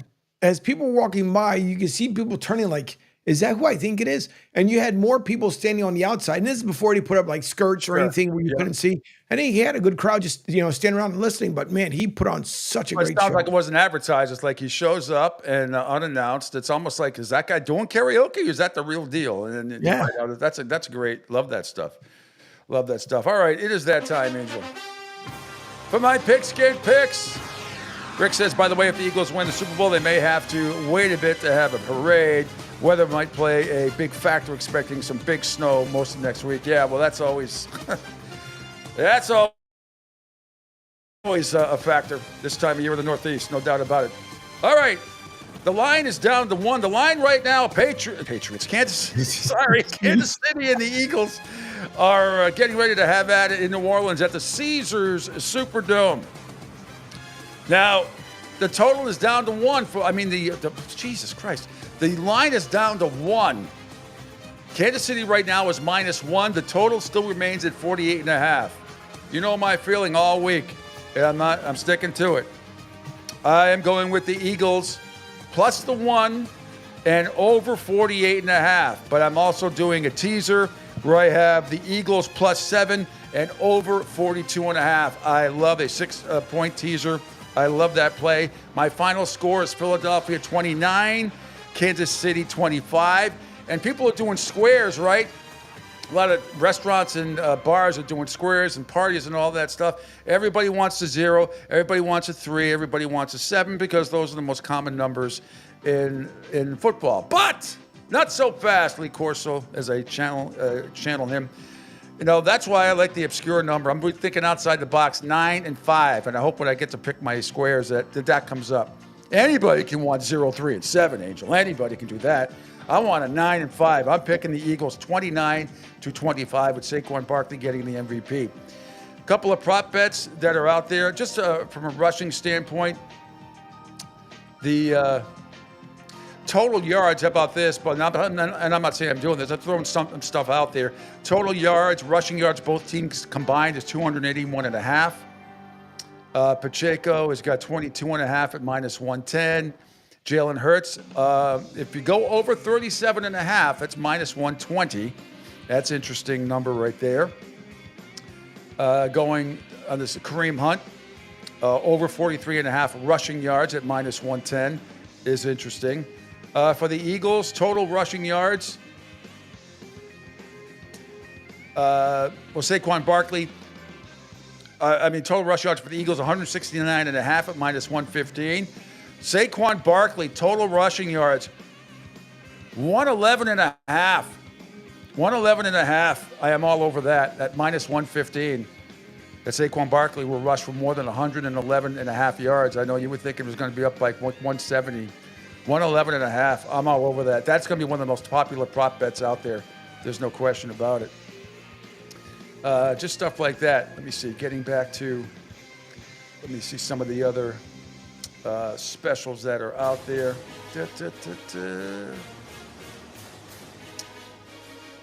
We can go, let's do quarterback props here for a second. Result of the first passing attempt, Jalen Hurts, to be complete, Angel, is -240. Doesn't matter to who. -240. If it's dropped or incomplete, +185 for Jalen Hurts. Result of first passing attempt for Patrick Mahomes is even worse. If it's complete, it's -260. If it's incomplete, plus 200. Not a bad bang for your buck if you're rooting for incompletions for those guys. First touchdown pass. Over under to Jalen Hurts. Over 9.5 yards at minus 120. Under 9.5 at minus 110. Patrick Mahomes over 8.5 at minus 115. Under 8.5 minus 115. Let's see. What are some other good ones here? Who will have the most passing yards in the game? Patrick Mahomes. No,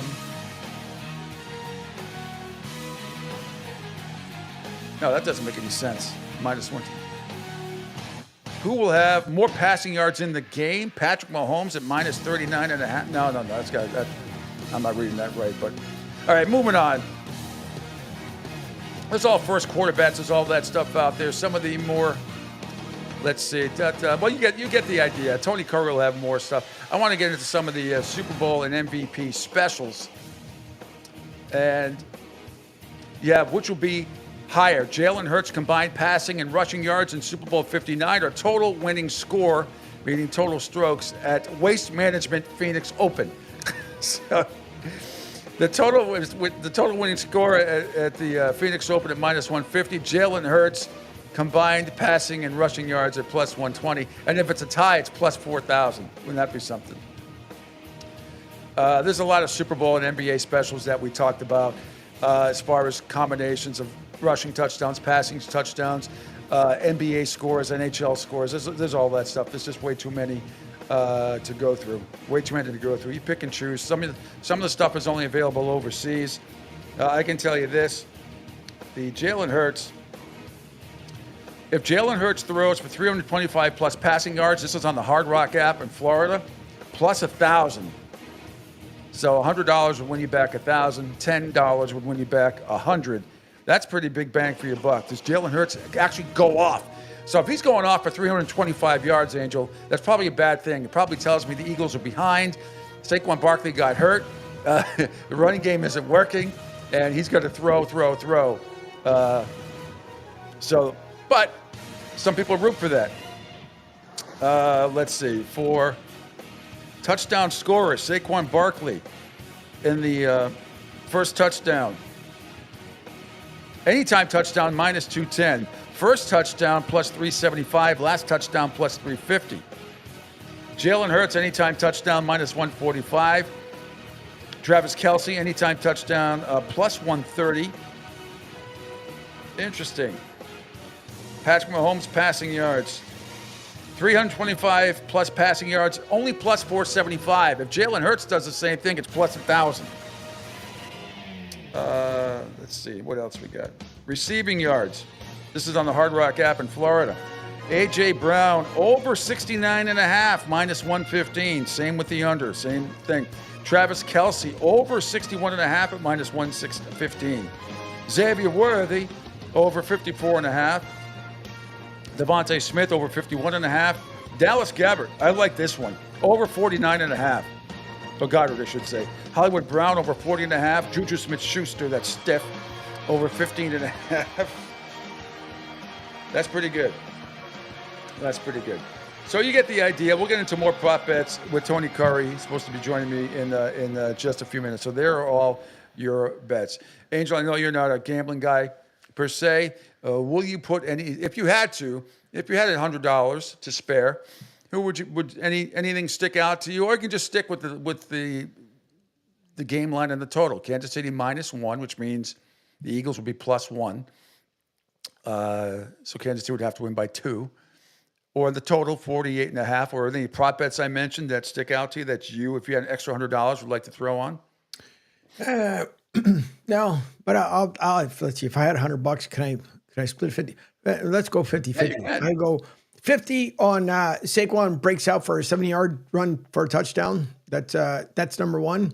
And then number 2 would end up being an interception to win the game at the end, and I'll put it with Darius Slay for my other $50.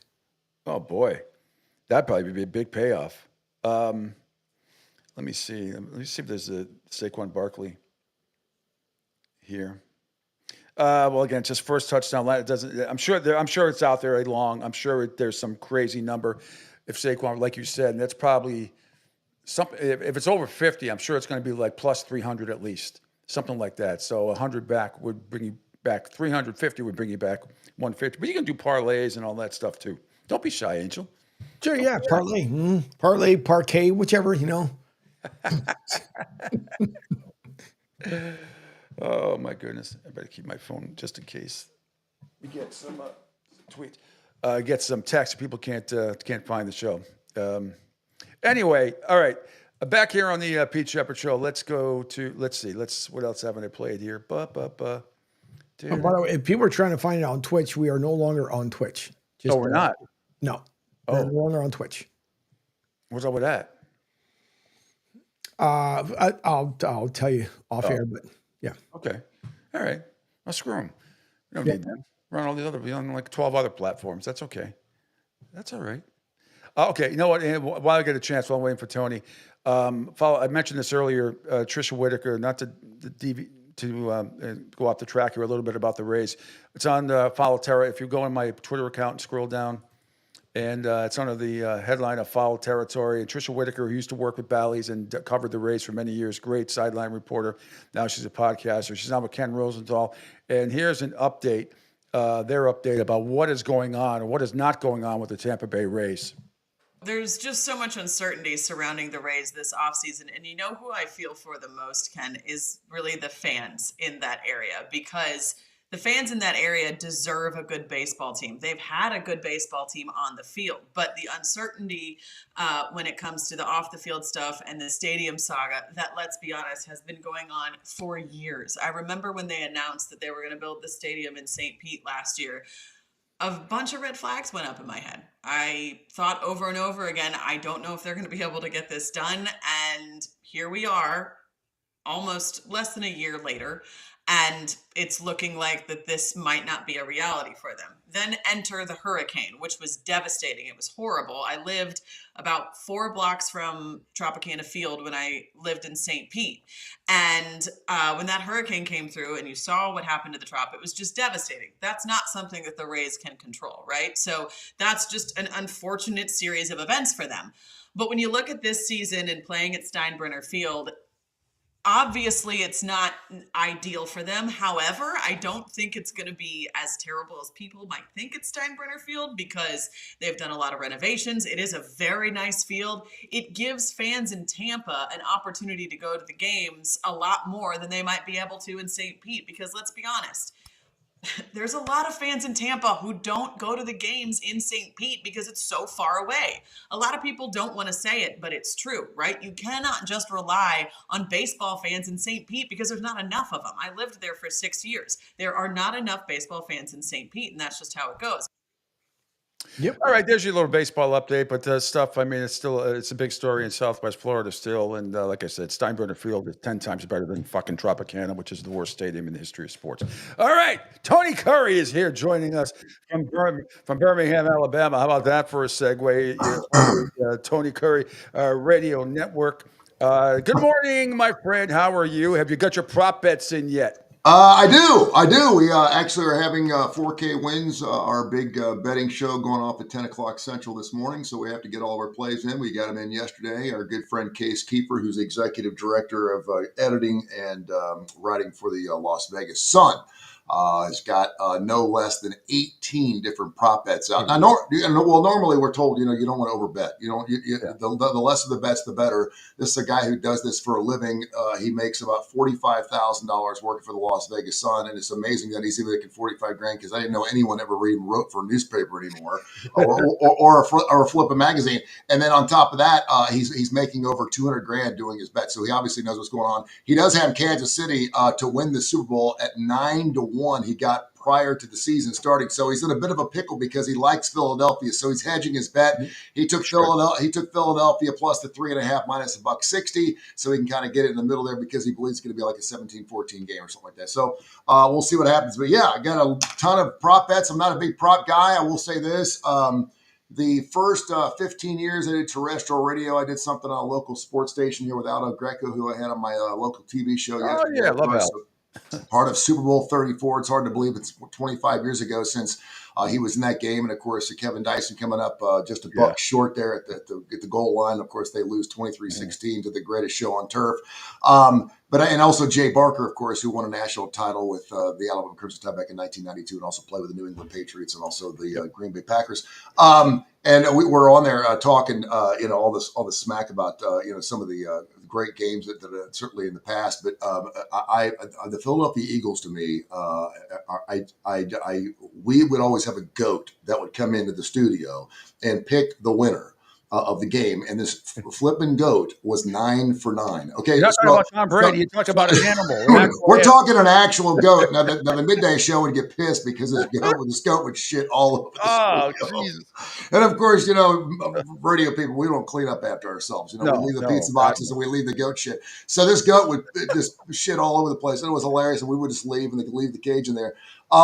But this GOAT was 9 for 9. It got to the point where it was kind of silly, and all it would do was pick the winner, not against the spread, obviously, because GOATs don't know what they're doing, right? GOATs don't know what they're doing. Not usually. So once we left the radio world of terrestrial radio, I decided I bought a chinchilla just for sake of picking a Super Bowl winner, and this flipping chinchilla has been 4 for 4 the last 4 Super Bowls. So I will do the chinchilla trick coming up Sunday morning. So I don't know what the hell. Now that is something I've never heard. A chinchilla. We've seen dogs, monkeys.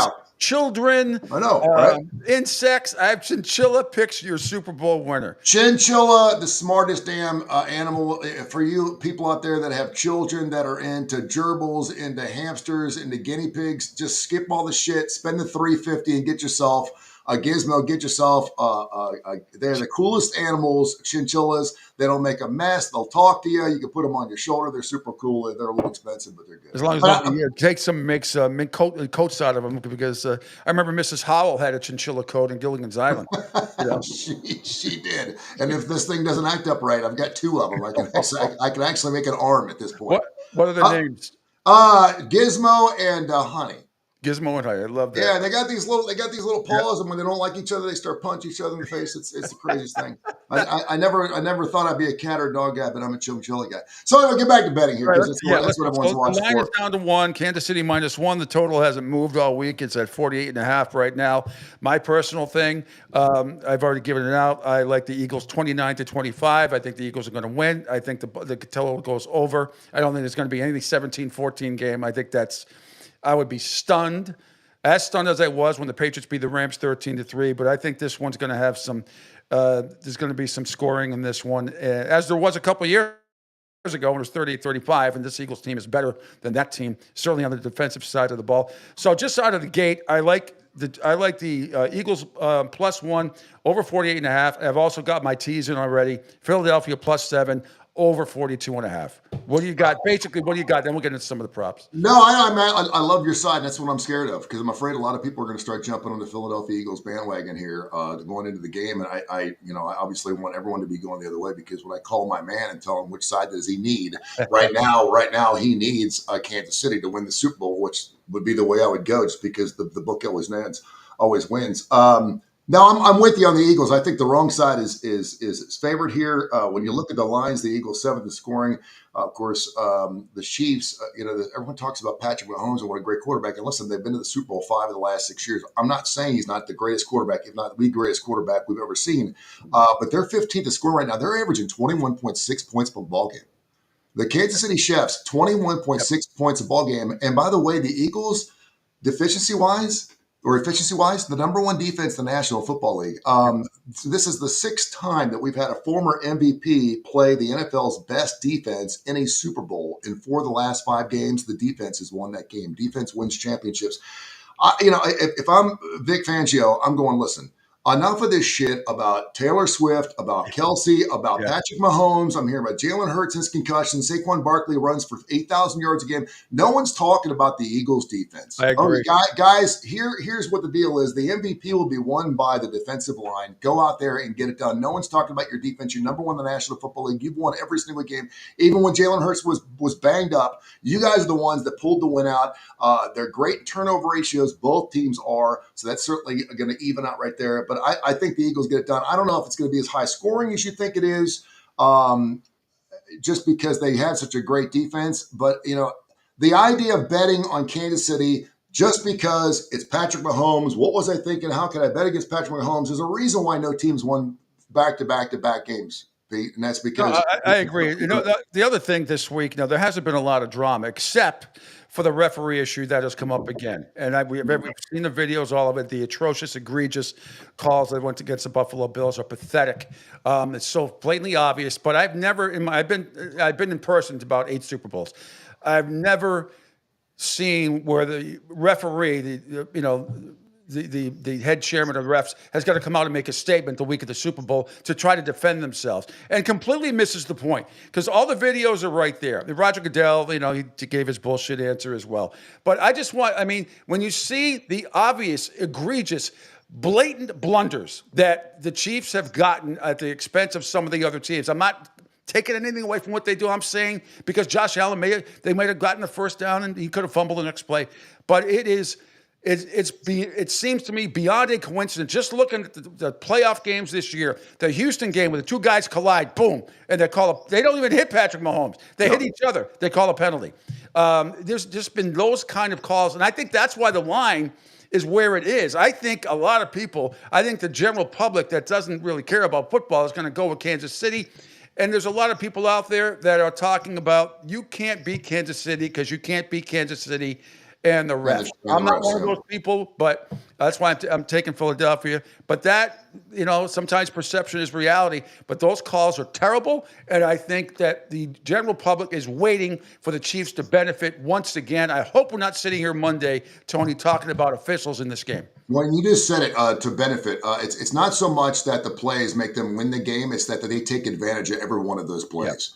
Yeah. We saw that in the last game. How many times? 3 times they had 3rd and longs, and of course ended up getting penalties that weren't even penalties. They ended up continuing their drives, and of course they get field goals or touchdowns. No, I totally agree with you. And we were talking to Al Greco about this yesterday. He believes that you were talking to a guy that's been in the league for 20 years and obviously was top 10 in points when we first started our morning show. He believes it's actually going to work against him. He thinks that a lot of people are going to be looking at Patrick Mahomes, going to be very strenuous and very decisive on whether they actually play or call a play for a penalty. And he thinks that this may be finally everyone's recognizing this. It's been going on forever because Patrick Mahomes is the face of the National Football League. And of course, we know the league's a lot better when he's healthy. So when he's a good quarterback, they've been to 5 of the 6 quarterbacks or 5 of the 6 last Super Bowls.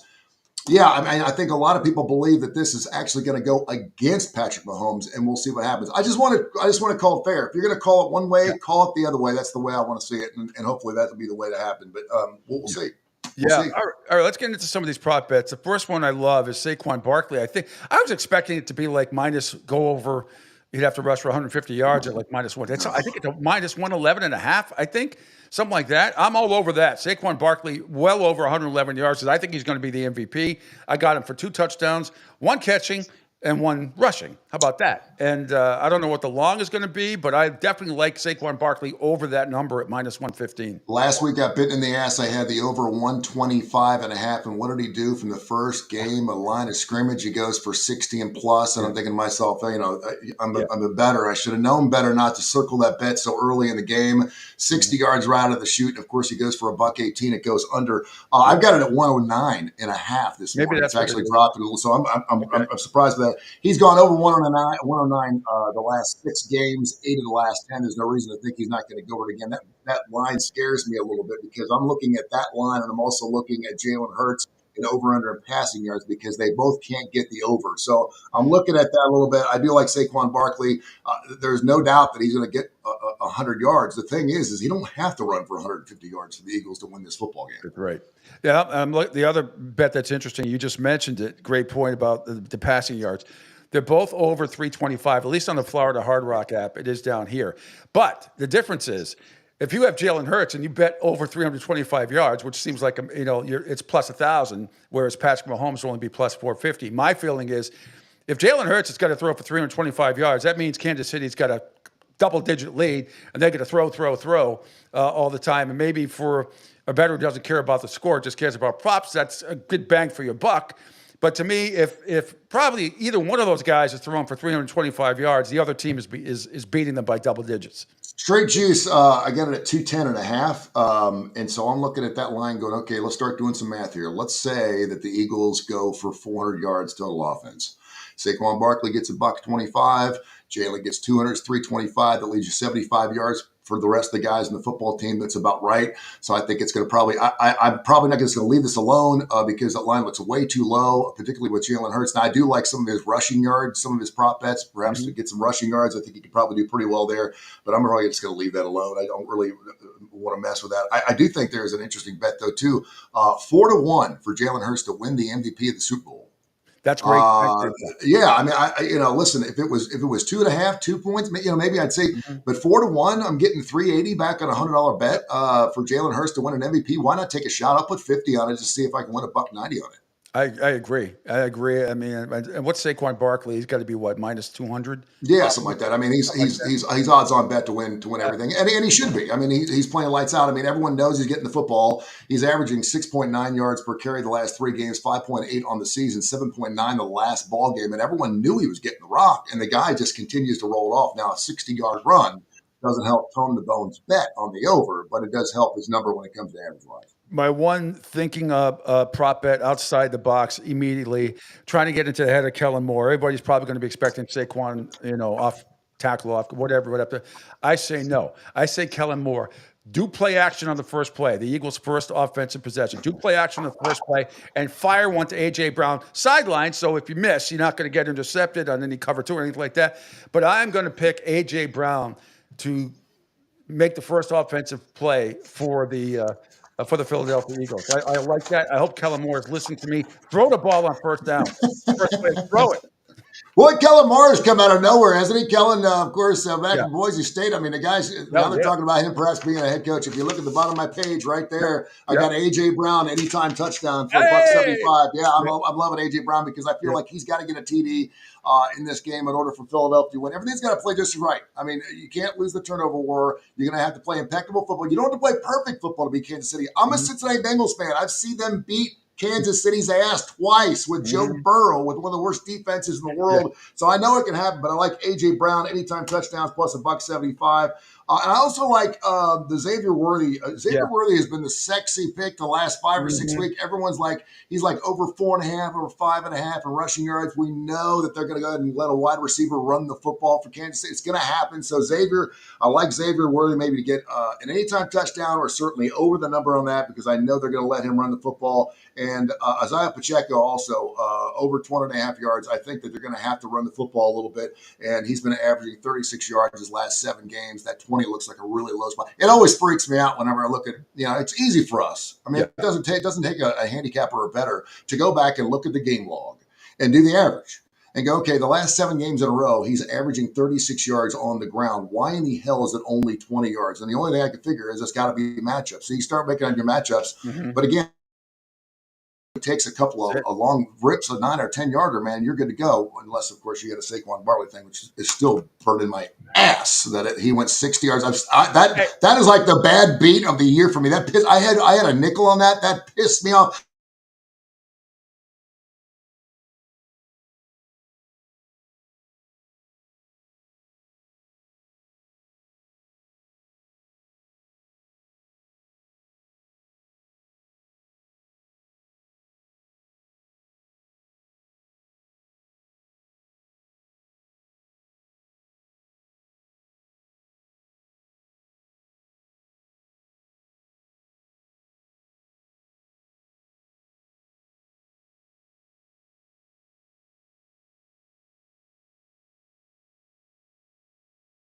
It as a loss, and I lost my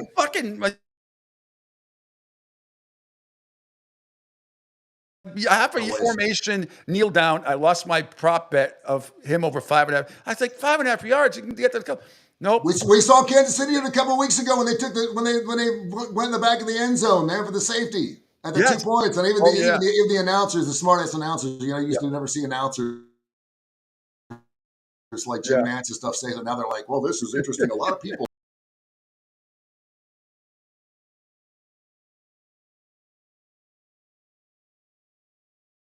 The people right now He didn't care. Even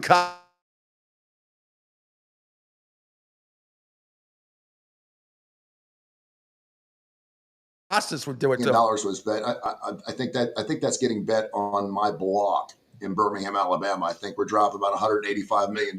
I know in Vegas it's a lot of money, but it is interesting. It looks like that record will not be broached this year, and a lot of people were hoping it would be, and you would think it would be because there's so many poor people gambling. It's not because there are more avenues for gambling. It's because of college football. Case keeper of college football a couple weeks ago, and because of that, they don't have the money to spend on Super Bowl 59, which I thought was kind of interesting. But a lot of, I have a good friend of mine, Billy Sparrows, who's a great columnist for the Boston Herald and also a senior betting analyst from bookies.com, brought up some interesting numbers. But especially the last 5 or 6 weeks, Vegas has taken a beating, especially on these parlays, because everybody's taking the money line on the back end of these parlays, and Vegas is getting creamed. Not that they're not going to make up for it. I mean, boo for Vegas. But you know what I'm saying? I mean, they had a tough quarter in Vegas, and the amount, just Vegas. I'm sure a lot of books did too, because these parlay bets, these prop bets, and then you throw the Lions and the Chiefs on the money line, and they're all winning. They're all winning, and some of these places are getting killed. And this is the time of year when the books make their cash. When the first third is when we make our money, the second third we break even, the last third when we have all walk up to you, Pete, and go, hey,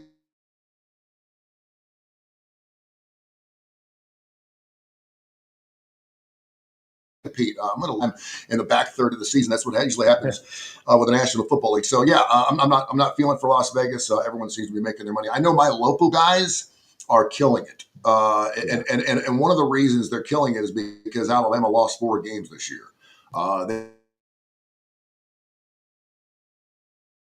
They were actually 4. They're obviously betting with their heart, and they'll take Bama minus 35 against LSU any Saturday night just because it's Alabama and it comes back to bite them in the butt. But so a lot of guys went in with some fat waste. I'm a Big East guy so they're all through and through. But I'll tell you what, wouldn't it be interesting? Championship, but that would be something. I am going to be up there in New York for the Big East tournament. I don't know yet. I don't know yet, depending on my schedule. But I would love to. I've been to it many times. It's awesome. It's the best. I'm a Muskie.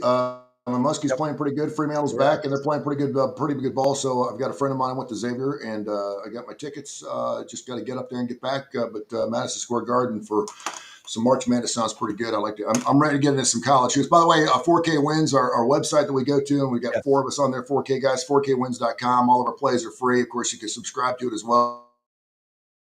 We are March Madness. We're going into the summertime, and we're already setting up for college football next season. Next season is going to be unbelievable. Of course, next March Madness, we're going to add 8 to 10 teams. I think that's going to double. You heard it right here. It's going to go from 68 to about 136, 146 by next year. It will happen. And by then, man, it's going to be wide open. Everyone's going to have a shot at winning a national entity. Tony, great stuff as always. I'm going to give you Angel's number because you guys have to chat, and I want to get you part of this network. And love your stuff. Love having you on. And good luck with all your prop bets and everything else. And it's going to be a blast. It's going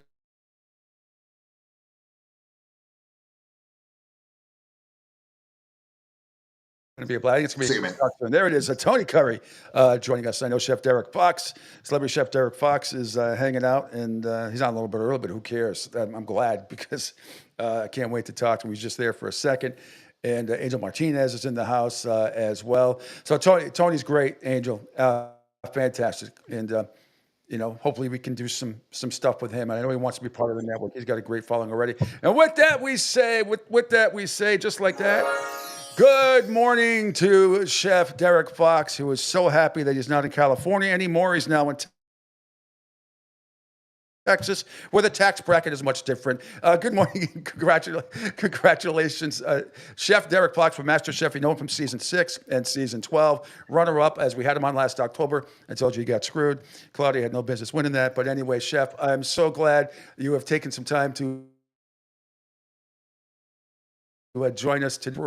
I don't know exactly what's going on, but I'm very happy because it sounds like some great things are happening in your life professionally.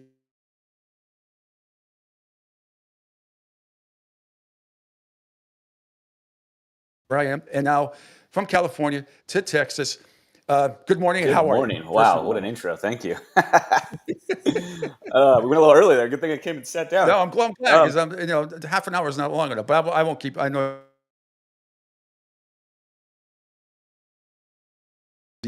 Things are great. You know what's crazy? So I've been a little backstory. I've been going back and forth between Los Angeles and Dallas for the last 4 years with a private client, and like, man, when I was a young kid, I dreamed of LA. I used to sit in my high school class and draw the Hollywood sign on my notebook, and